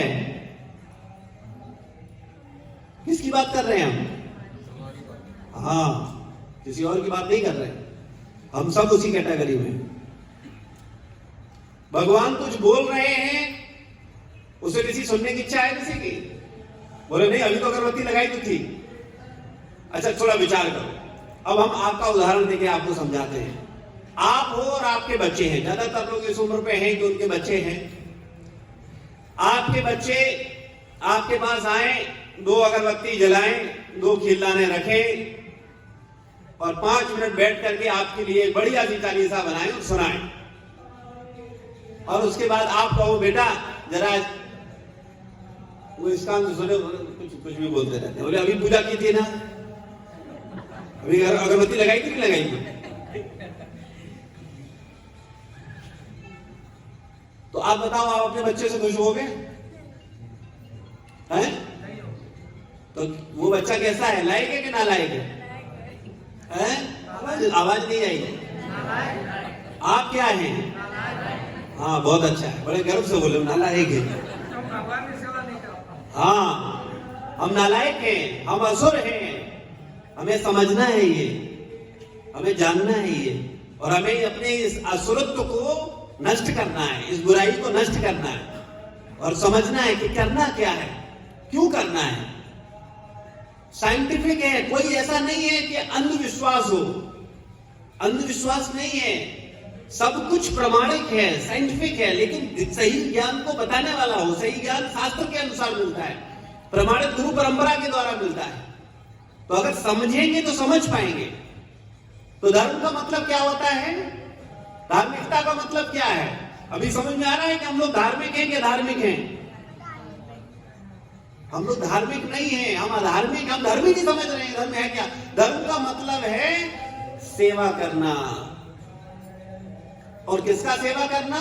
सेवा हमने धारण कर रखा है। हम मानवों ने क्या धारण कर रखा है? सेवा। वो बिना सेवा के नहीं रह सकते। बस गलती ये कर रहे हैं, उचित पात्र की सेवा नहीं कर रहे हैं। हम कुत्ता का सेवा कर रहे हैं, हम बेटी का सेवा कर रहे हैं, हम बेटा का सेवा कर रहे हैं, अपने शरीर का सेवा कर रहे हैं, लेकिन माता पिता का सेवा नहीं कर रहे हैं। गुरु का सेवा कतई नहीं कर रहे हैं। भगवान का सेवा दिखावटी कर रहे हैं। बस ये स्थिति है।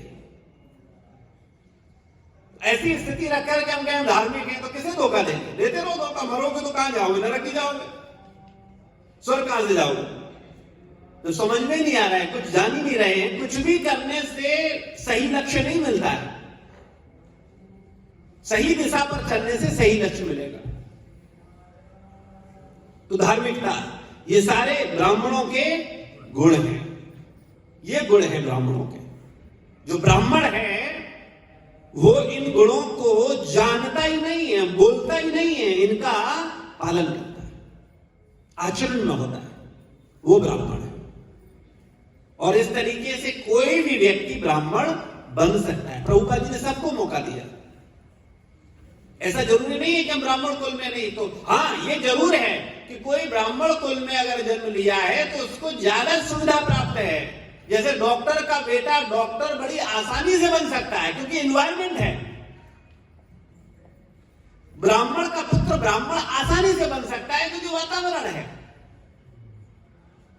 लेकिन अगर उसका संग गलत है तो वो शूद्र बनेगा। आजकल का ब्राह्मण मांस खा रहा है, आजकल का ब्राह्मण शराब पी रहा है, क्या काम नहीं करना, तो कैसा ब्राह्मण रहा?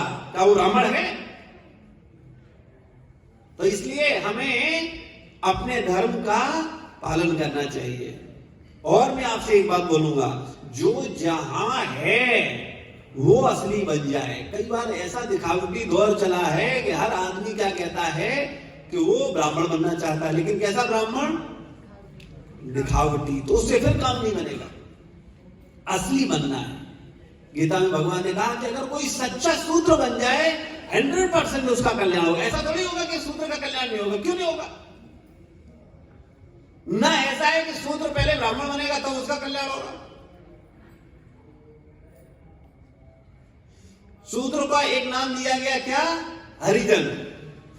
कई लोग हरिजन को बहुत बुरा मानते हैं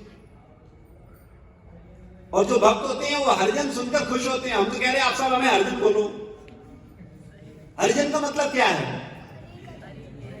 हरि यानी नारायण, जन मतलब उनके लोग।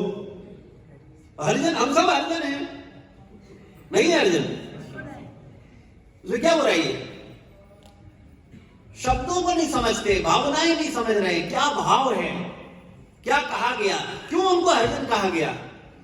क्योंकि भगवान को जो विनम्र लोग होते हैं, जो दीन लोग होते हैं, वो बड़े प्रिय हैं। जो शूद्र हैं, जो हरिजन हैं, आप देखेंगे वो बहुत निम्न सेवा करते हैं। वो मल साफ करते हैं, वो आपकी नाली साफ करते हैं, वो आपकी गली साफ करते हैं। तो जो निम्न सेवा करता है, जो जितना झुक करके सेवा करता है, वो भगवान का हो जाता है, बड़ा प्रिय होता है भगवान को। तो हमारी जो संस्कृति थी वो ऐसी थी कि आपस में बड़ा प्रेम था। लेकिन जब से ये अज्ञान बीच में आया, न कोई शूद्र को समझ रहा है, न कोई वैश्य को समझ रहा है, न कोई क्षत्रिय को समझ रहा है, न ब्राह्मण को। क्या किसके कर्म थे इसका वर्णन है। ब्राह्मण कौन होता था उसका वर्णन है। ब्राह्मण जो केवल दान पर जीवित रहता था, उसको और कोई काम नहीं करता था, वो व्यवसाय नहीं करता, ब्राह्मण नौकरी नहीं करता। उसका एकमात्र जीविका का साधन क्या होता है? दान। क्षत्रिय उसकी जीविका का एकमात्र साधन होता है टैक्स। वैश्य व्यापार और शूद्र सेवा। तो कोई भी व्यक्ति अगर सोचता है कि नहीं शूद्र का कल्याण नहीं होगा, नहीं, ब्राह्मण का ही कल्याण होगा, नहीं, या ब्राह्मण ही श्रेष्ठ है, नहीं। लेकिन प्रभुपाद जी ने यह व्यवस्था दी कि नहीं, कोई भी व्यक्ति ब्राह्मण बन सकता है। कैसे? ब्राह्मण के गुणों को अर्जित करके। ये जो गुण जिनकी चर्चा की है उनको अर्जित करके, नकली टीका लगा करके नहीं, नकली वेश पहन करके नहीं, वास्तव में इन गुणों को अर्जित करके। अतः जो लोग ब्राह्मण बनना चाहते हैं उन्हें ये सारे गुणों को अपनाने के लिए शिक्षित करना चाहिए। लेकिन अगर कोई चाहता है ब्राह्मण बनना तो उसको प्रशिक्षण दिया जा सकता है। जैसे किसी को डॉक्टर बनाया जा सकता है, वैसे किसी को ब्राह्मण बनाया जा सकता है। और इसकी आवश्यकता है भाई, जब ब्राह्मण नहीं बनना चाह रहा है तो जो बनना चाहे वही बने। भाई बुद्धि नहीं होगी समाज की तो समाज खराब हो जाएगा। आज समाज क्यों खराब हुआ? बुद्धि खत्म हो गई है। आपके शरीर में बुद्धि खत्म हो जाए फिर क्या रहेगा? आपका शरीर क्या रहेगा? डोलेगा इधर से उधर। तो सेम वही स्थिति वर्तमान समाज की हो गई। समाज बुद्धि विहीन हो गया है, समाज ब्राह्मण विहीन हो गया है। तो जरूरत है ब्राह्मणों की। तो अगर ब्राह्मण का कर्म छोड़ रहा है और वो ब्राह्मणत्व को नहीं स्वीकार कर रहा है तो हम आह्वान करते हैं, कोई भी ब्राह्मण बन सकता है अपने को पवित्र करके, इन गुणों को अर्जित करके। तो प्रशिक्षित करके किसी भी व्यक्ति को ब्राह्मण बनाया जा सकता है। निश्चित रूप से त्रुटिपूर्ण वर्ण व्यवस्था को समाप्त करना चाहिए और लोगों को सही रूप से ब्राह्मण और क्षत्रिय बनाने के लिए शिक्षा केंद्र खोले जाने चाहिए। हमारे विचार से आप जहां कहीं भी जाओगे आपको प्रथम श्रेणी के लोग मिलेंगे जो कि सत्यवादी हैं। अब आप जहां कहीं भी सत्यनिष्ठ व्यक्ति को देखें उसे ब्राह्मण कह सकते हैं और उसे समाज की सेवा के लिए गुरु या सलाहकार बनाने के लिए शिक्षित कर सकते हैं। यह आवश्यक है। ऐसा क्यों अनुमान लगाएं कि यह एक सत्यवादी व्यक्ति या ब्राह्मण का पुत्र है तो यह सत्यनिष्ठ ही होगा? यह एक गलत धारणा है। एक सत्यनिष्ठ पिता का सत्यनिष्ठ पुत्र होगा इसकी कोई गारंटी है? तो जो सत्यनिष्ठ है उसको प्रशिक्षित किया जा सकता है। हमें सत्यवादी व्यक्ति को सारे संसार में ढूंढना, उसे ब्राह्मण की तरह शिक्षित करना, और वही हम कर रहे हैं।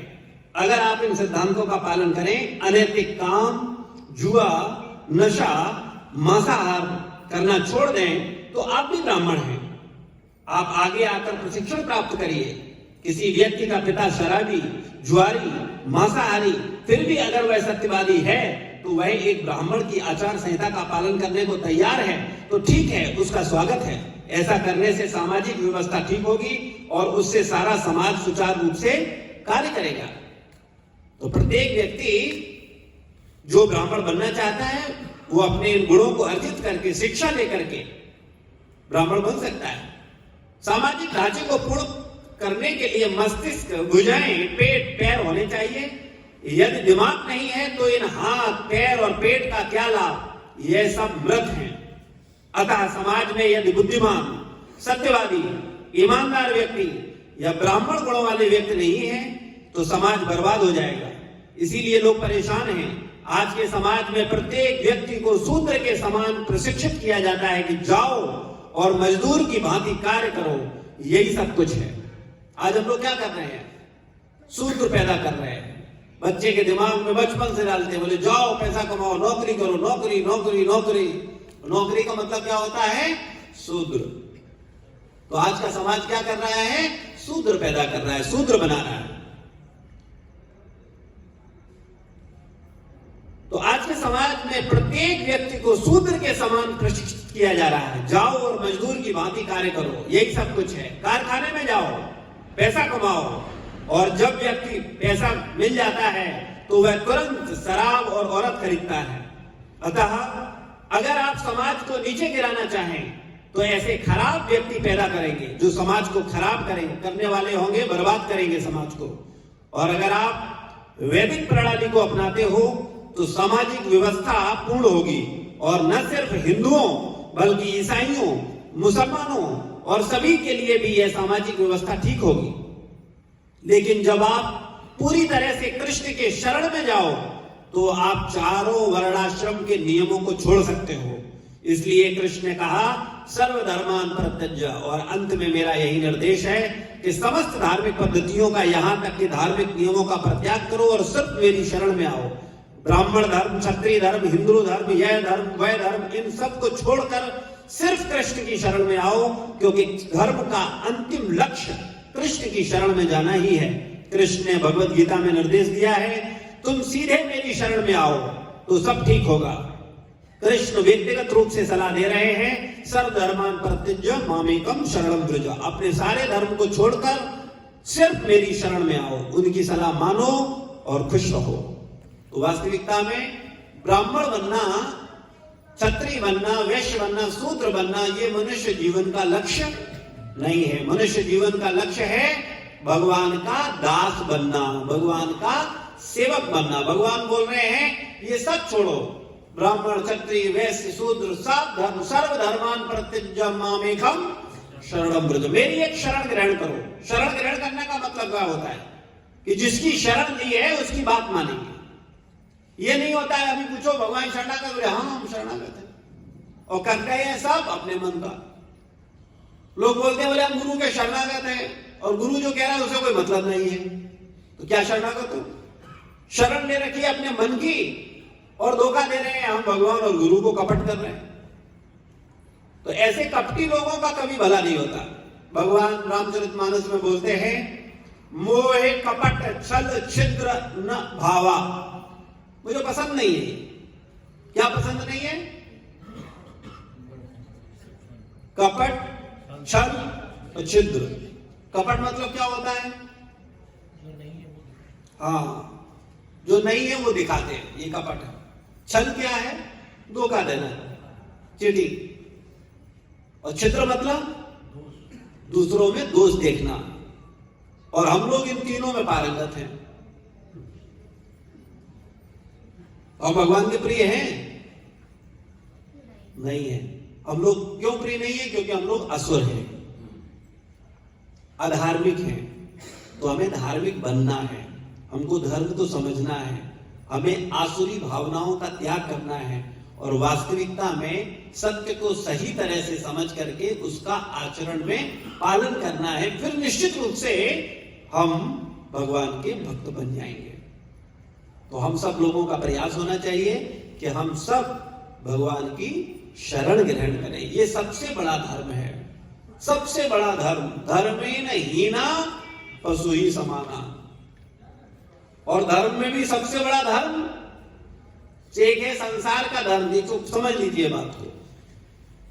एक संसार का धर्म है। संसार का धर्म क्या है? पिता के प्रति धर्म, माता के प्रति धर्म, भाई के प्रति धर्म, पत्नी के प्रति धर्म, पति के प्रति धर्म, पुत्र के प्रति धर्म, देश के प्रति धर्म, राज्य के प्रति धर्म, राजधर्म, बहुत सारे धर्म हैं। लेकिन ये सारे के सारे धर्म कैसे हैं? शरीर के धर्म हैं। माँ बाप किसके हैं? बहन भाई, पति पत्नी, पुत्र पुत्री, देश राज्य। हाँ, तो ये शरीर के धर्म है। और एक धर्म क्या है? नित्य धर्म, शाश्वत धर्म। कि हम कौन हैं? आत्मा है। तो आत्मा का संबंध किसके साथ है? परमात्मा के साथ। तो जब दो धर्म टकराएं, एक तरफ आपके माँ बाप हैं और एक तरफ भगवान है, तो कौन से धर्म का पालन करना चाहिए? नहीं, भगवान के धर्म का। वो परम धर्म है, क्योंकि ये माता पिता तो शरीर के माता पिता हैं, ये शरीर से जुड़े हैं। अभी इस शरीर में हमें शरीर के माता पिता मिले। पशु थे तो पशु शरीर के माता पिता थे। जाने कितने माता पिता हम लोगों ने चेंज किए हैं, जाने कितने पुत्र पुत्रियां चेंज किए हैं। तो ये शरीर का धर्म तो है, लेकिन जब बात आए और दोनों धर्म आमने सामने खड़े हो, शरीर का धर्म खड़ा हो और भगवान का धर्म खड़ा हो, तो वहां पर हमें ईश्वरीय धर्म, आत्म धर्म, मूल धर्म का पालन करना चाहिए। इसीलिए भगवान ने क्या कहा? सर्वधर्मान परित्यज्य। भाई, अर्जुन ने किस किस को नहीं मारा? भीष्म पितामह को मार दिया। सोचो किसे मारा? विचार नहीं किया, हमारा बुद्धि चकरा जाएगा। भीष्म पितामह जैसा पवित्र व्यक्ति, 12 महाजनों में भागवत, ठीक है ना? और भीष्म पितामह से अर्जुन का कितना प्रिय संबंध, लेकिन अधर्म के पक्ष में खड़े थे। तो भगवान ने कहा नहीं। तो अर्जुन ने क्या किया? कौन सा धर्म पालन किया? परम धर्म। एक साधारण धर्म और एक परम धर्म। तो अर्जुन ने परम धर्म का पालन किया, भगवान की प्रसन्नता के लिए, भगवान के आदेश का पालन किया। तो इसीलिए भगवान ने क्या बोला? बोले तुमको चिंता करने की आवश्यकता नहीं है। सर्वधर्मान परित्यज्य। सब धर्मों को छोड़ो। ये ब्राह्मण धर्म, क्षत्रिय धर्म, वैश्य धर्म, शूद्र धर्म, पिता धर्म, पुत्र धर्म, भाई धर्म, ये धर्म धर्म सब छोड़ो। मम एकम, मेरी एक शरण ग्रहण करो। और क्या बोलते? डरो नहीं। सर्व पापेभ्यो, एक दो पाप नहीं, इस जन्म के नहीं, अनंत जन्मों के पापों से मुक्त करने की जिम्मेदारी कौन ले रहा है? भगवान स्वयं ले रहे हैं। कई बार हम लोगों के मन में प्रश्न आता है, कई बार लोग प्रश्न करते हैं, प्रभु जी अभी तक नहीं पता था तो हमने बहुत पाप किए, बहुत गलतियां की हैं, अब हम संकल्पित हो गए हैं कि नहीं हम अब गलती नहीं करेंगे, अब पाप नहीं करेंगे। लेकिन जो कर दिया है उससे कैसे बचेंगे? जो हो चुका है उससे कैसे बचा जाए? तो उसका तरीका ये है कि हम भगवान की शरण लें। सर्वधर्मान परित्यज्य। सब छोड़ करके जब भगवान की शरण लेंगे तो भगवान बोले तुमको चिंता करने की आवश्यकता। सर्व पापेभ्यो, इस जन्म के नहीं अनंत जन्मों के पापों से मुक्ति का भगवान आश्वासन दे रहे हैं। सर्व पापेभ्यो मोक्षयिष्यामि मा शुचा। डरो नहीं, डरने की आवश्यकता नहीं है। लेकिन कौन नहीं डरेगा? जो सर्वधर्मान परित्यज्य किया है। बकाया सब लोगों को डरने की आवश्यकता है, क्योंकि अगर हम वास्तविकता में भगवान की शरण छोड़ करके संसार में किसी की भी शरण लेते हैं तो वो शरण क्या हमारी रक्षा कर लेगी? आप विचार करो। एक स्त्री को उसका पति बोले कि तुमको चिंता करने की जरूरत नहीं है, मैं हूं, मैं तुम्हारी रक्षा करूंगा। एक स्त्री विश्वास करेगी कि नहीं करेगी? है? करेगी? मूर्ख होगी तो करेगी। क्यों करेगी? वो कहेगी, अगर बुद्धिमान होगी तो कहेगी तुम्हें खुद का भरोसा है तब तक जिंदा हो। तो तुम्हें खुद का पता नहीं है, तुम अपनी सुरक्षा नहीं कर सकते, तो हमारी सुरक्षा क्या खा करोगे? हमें गारंटी है हम तब तक जिंदा है। तो तुम्हें अपना पता नहीं तो तुम दूसरे को आश्वासन कैसे दे रहे हो? तुम चिंता करो, तुम्हें 30 साल तक हम रक्षा करेंगे। तुम्हें खुद पता नहीं है, तुम 5 साल में बैठ जाओगे।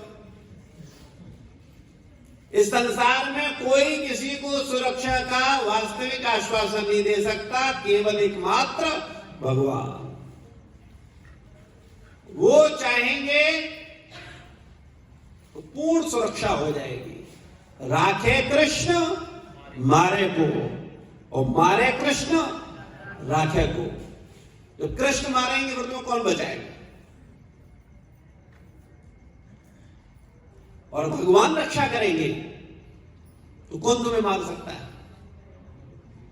ढेरों उदाहरण है।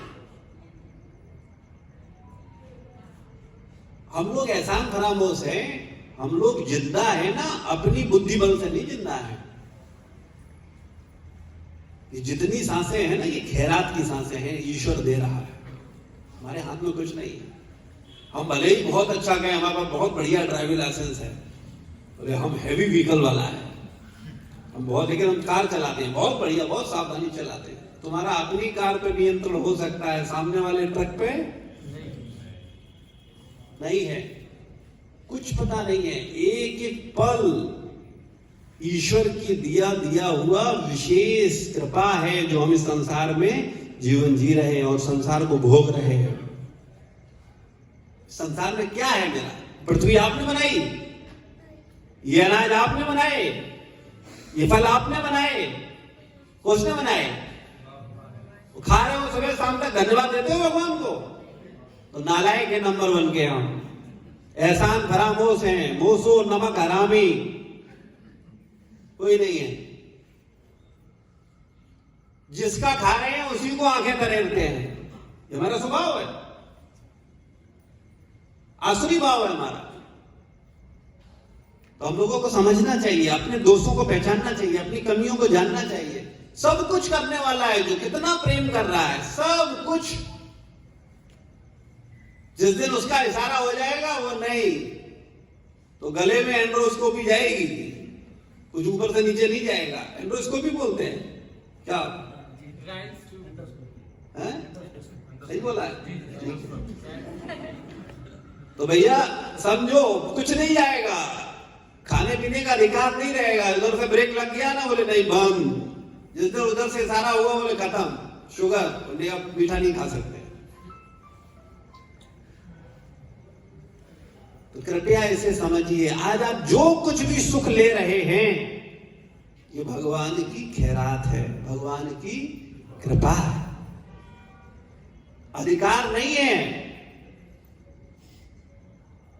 भूल जाइए, ये भगवान की कृपा है। तो कृपया ऐसे कृपालु भगवान की शरण लीजिए, उनको धन्यवाद। उन्हें क्या दे सकते हैं? केवल उन्हें प्रेममयी भावनाएं दीजिए, उनको धन्यवाद अर्पित करिए। जब जब आपको भोजन मिलता है धन्यवाद दीजिए। जब आंखें खुले सुबह सुबह तो भगवान को सबसे पहले धन्यवाद दो, भगवान आपकी बड़ी कृपा है। कितने लोग रात में सोए सुबह उठे ही नहीं, ढेरों लोग। आप डाटा निकालो पूरी दुनिया का, रात में सोए और सुबह उठे ही नहीं। क्या उठना नहीं चाहते थे? नहीं, उधर से इशारा हो गया, वो नहीं उठोगे, नहीं उठेंगे। जब आंख खुली तो जिन्हें सोचो कि मेरा हार्ट बहुत बढ़िया है इसलिए मुड़ गए, नहीं, तुम्हारा सब धरा रह जाएगा। उधर से इशारा हुआ, सब खत्म।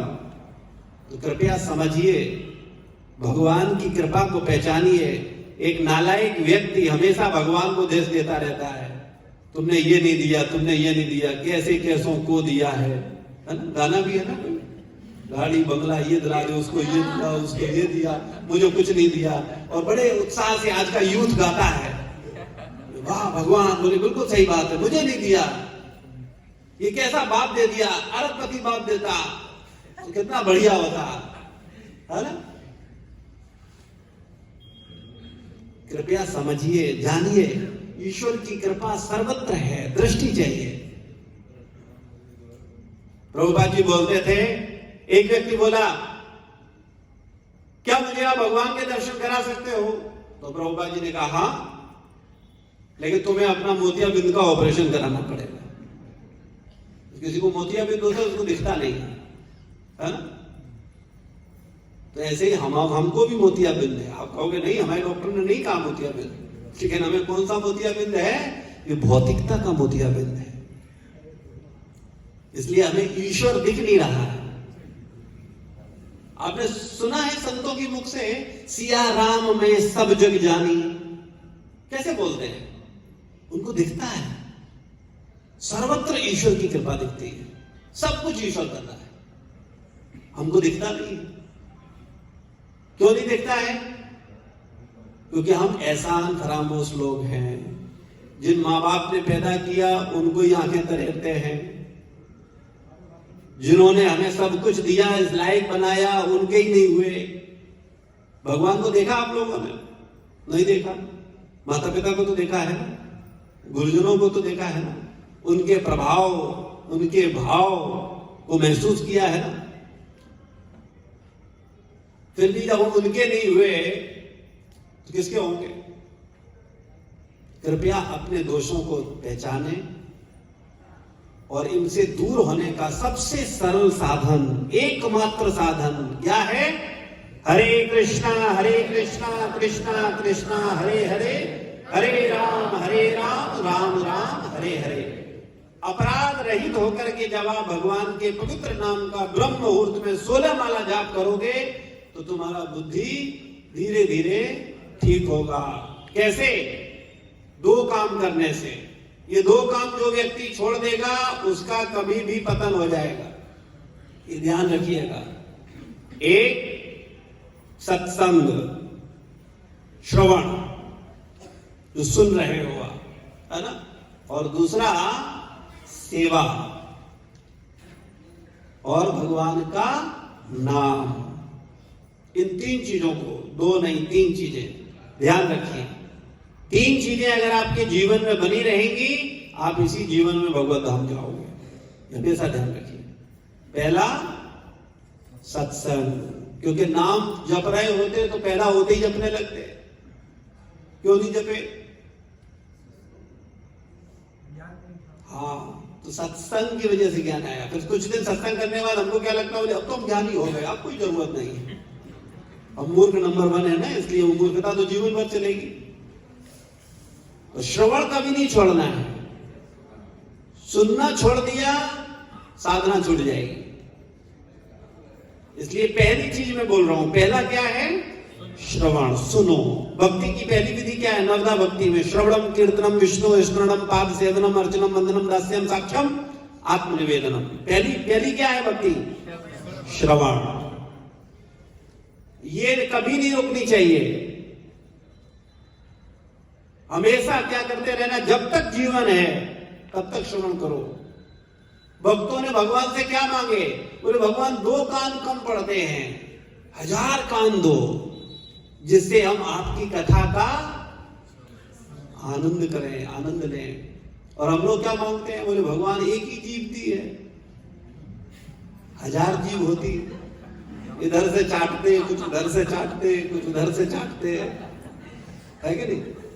क्या विचार आता है हमारे मन में? क्या विचार आता है? 1000 कान या 1000 जीव? हाँ, हम लोग जीव वाले हैं, लेकिन भक्त लोगों का भाव क्या होता है? 1000 कान मिले, जिससे ज्यादा से ज्यादा हम क्या करें? भगवान का गुणगान करें, भगवान का गुणगान श्रवण करें, सुने। ठीक है ना? तो श्रवण पहले बहुत इंपॉर्टेंट है। दूसरा क्या इंपॉर्टेंट है? सेवा। सेवा। सुनोगे नहीं, सुनने के बाद क्या करना होता है? उसका इंप्लीमेंट करना होता है, ठीक है ना? तो सेवा करनी है। कैसे कैसे सेवा होती है? पहली सेवा शुरू होती है कि जो सुनो उसे किसी को जरूर सुनाओ। आपने आज सुन लिया, जैसे अभी कितनी देर से सुन रहे हो? 1 घंटा हो गया ना? तो 1 घंटे से सुन रहे हो, तो अभी क्या करना है आपको? 1 घंटे ही सुनाना है किसी को पकड़ करके। जो मिले उसे पकड़ लो। ये मत सोचो कि नहीं ये सुनेगा नहीं सुनेगा, ये पात्र है कुपात्र है, नहीं, उसके भला के लिए नहीं, आपके भले के लिए। क्योंकि जब आप सुन रहे हो फिर आप बोल रहे हो, तब आपका क्या होगा? स्मरण होगा। ये विधि है, ये साइंटिफिक है। सुना और बोला, जब हम सुनते हैं और बोलते हैं तब क्या होता है? उसका स्मरण शुरू हो जाता है। तो स्मरण के लिए हमें बहुत आवश्यक है बोलना। बोलने को क्या बोलते हैं? कीर्तन। कीर्तन का मतलब यही नहीं होता केवल गाओ। ये जो कथा है ये क्या है? कीर्तन। जैसे मैं क्या कर रहा हूं? कीर्तन। आप क्या कर रहे हैं? श्रवण। तो हम लोग नवदा भक्ति में 2 भक्तियों का पालन कर रहे हैं, श्रवण और कीर्तन। मैं कीर्तन कर रहा हूं, आप श्रवण कर रहे हैं। अभी आपको क्या करना है? बाहर निकलते ही कीर्तन शुरू कर देना है। लेकिन हम लोग कीर्तन की जगह क्या करते हैं? संसार का कीर्तन शुरू करते हैं। मिलेंगे भक्तों, बोले बेटा ठीक है, बेटी ठीक है, और क्या कर रहे हो? उसका अच्छा एडमिशन हुआ कि नहीं हुआ? अच्छा, और कोई समस्या हो बताओ, सब ठीक है। संसारिक पंचायत लगा लेते हैं। आए थे हरिभजन को, होटल लगे कपास। 99% लोग यही करते हैं। यहां भक्तों के बीच में केवल भगवत चर्चा होनी चाहिए और कोई विषय चर्चा नहीं। जिससे आपको परम लाभ मिल सकता है उससे आप सस्ता लाभ ले रहे हो। कई बार लोग आते हैं, हमें कोई बोलता है तो जी आप गवर्नर साहब से ये बोल दो, हमने कहा भैया हमसे असली लाभ लो, इस सस्ते लाभ के चक्कर मत पड़ो।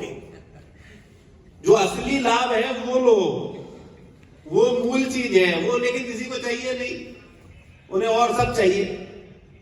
हम लोग भगवान के पास आते हैं भगवान को छोड़ करके, और हमें सब कुछ चाहिए होता है। चाहिए होता कि नहीं चाहिए होता? ईमानदारी बताओ, आप में से कितने लोगों ने राजा रमन बिहारी के सामने जाकर के कहा कि भगवान आप मुझे मिल जाओ चाहे मेरा सब कुछ लुट जाए? बोला? कितने लोग? बोला? हाथ खड़ा करो। हाँ, तो 2-3 यहां सच्चे भक्त हैं जो इसके मुख से ये निकलेगा कि भगवान सब लुट जाए हमारा, लेकिन आप मिल जाओ, आप चाहिए मुझे। तो इसका मतलब है उसका भाव ठीक है। और जो आता है वो कहता भगवान बोले तुम यहीं खड़े रहना, तुम्हारी कोई जरूरत नहीं है, अपनी पत्नी लक्ष्मी जी इन्हें भेज देना, हमारे घर में खूब लक्ष्मी आए, है ना, धन धान्य आए, और जिससे हम क्या करेंगे? फिर खूब भोगेंगे। तो रावण ने क्या किया था? भगवान राम की उपेक्षा की थी और सीता का हरण किया था। किस लिए? भोग करने के लिए। तो वो क्या था? असुर। हम लोग हाँ,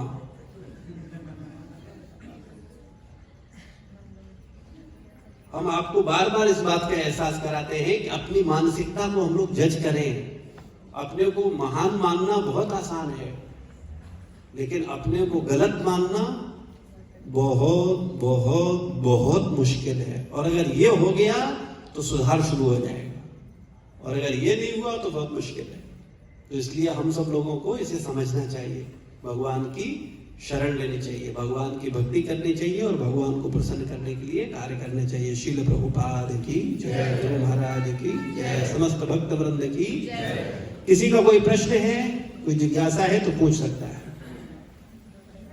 किसी का कोई प्रश्न, कोई जिज्ञासा, कोई भी प्रश्न निसंकोच होकर पूछना चाहिए। प्रश्न पूछने से मुझे ये पता चलता है कि हाँ आपने कुछ सुना है। जी, कबीरदास जी ने कहा है कि गुरु गोविंद दोनों खड़े काके लागे पाए, बलिहारी गुरु आपने गोविंद दियो बताए। तो गुरु को जब खुद भगवान कहते हैं तो हम, आपने बताया कि हमें सिर्फ भगवान की शरण में जाना चाहिए, तो गुरु फिर क्या? हाँ, माता जी का प्रश्न है कि जब आचार्यों ने कहा कि गुरु गोविंद दो खड़े काके लागो पाए, बलिहारी गुरु आपने गोविंद दियो बताए, यानी उन्होंने भगवान से ज्यादा गुरु को इंपॉर्टेंस दी है। तो ऐसा क्यों? क्या समझा जाए कि भगवान को इंपॉर्टेंस दें या गुरु को दें?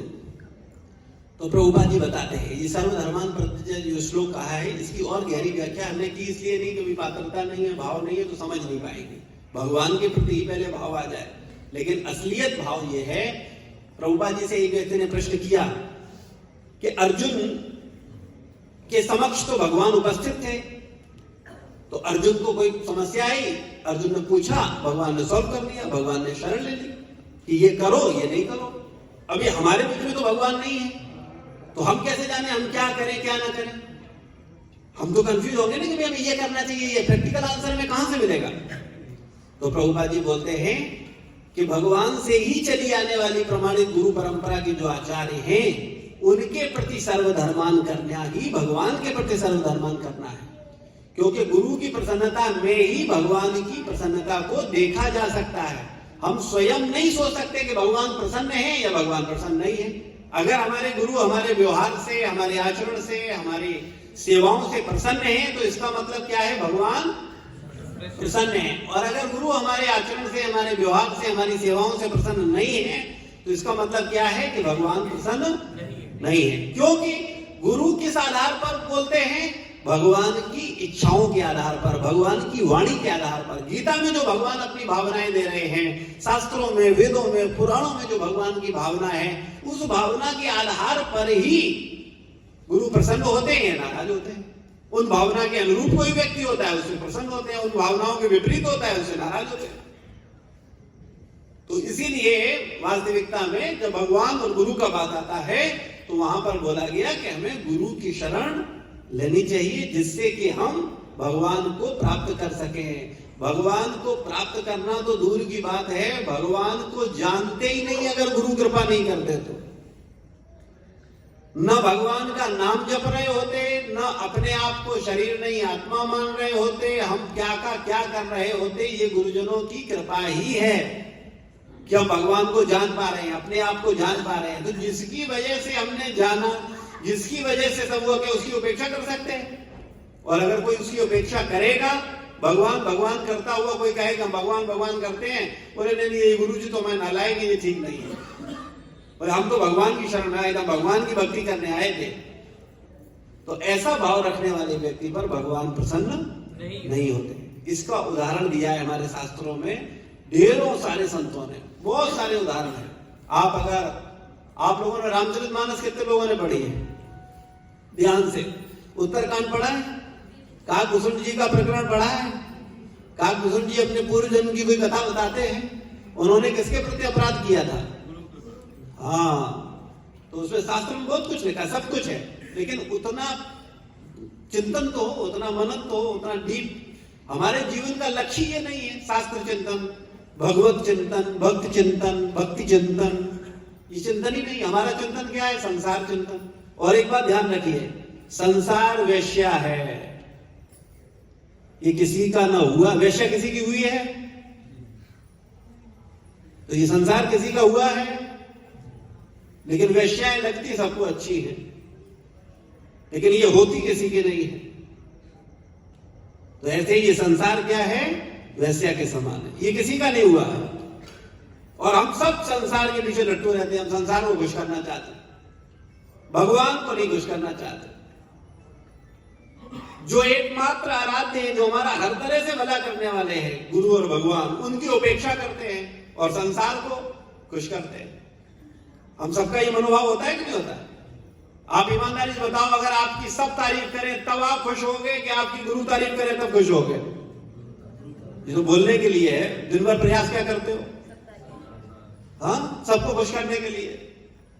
बोले 50 लोग हैं, सब कहें हाँ वाह भाई वाह वाह, आप कितने बढ़िया हो, हाँ तब बहुत बढ़िया। हाँ, तो हम संसार को खुश करने में लगे, अनंत जन्मों से हम संसार को ही खुश कर रहे हैं, लेकिन ये संसार क्या है? वेश्या है, ये किसी का नहीं हुआ।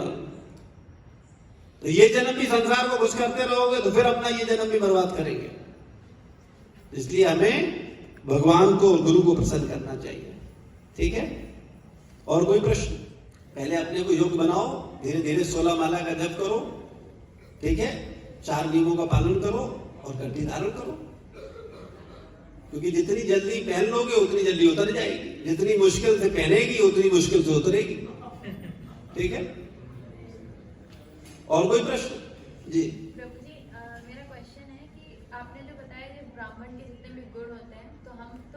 ब्राह्मण कुल से थे, हम तो हमारे अंदर तो उनमें से कोई गुण नहीं है, तो यानी कि हम फिर क्या कंसीडर किए जाएंगे?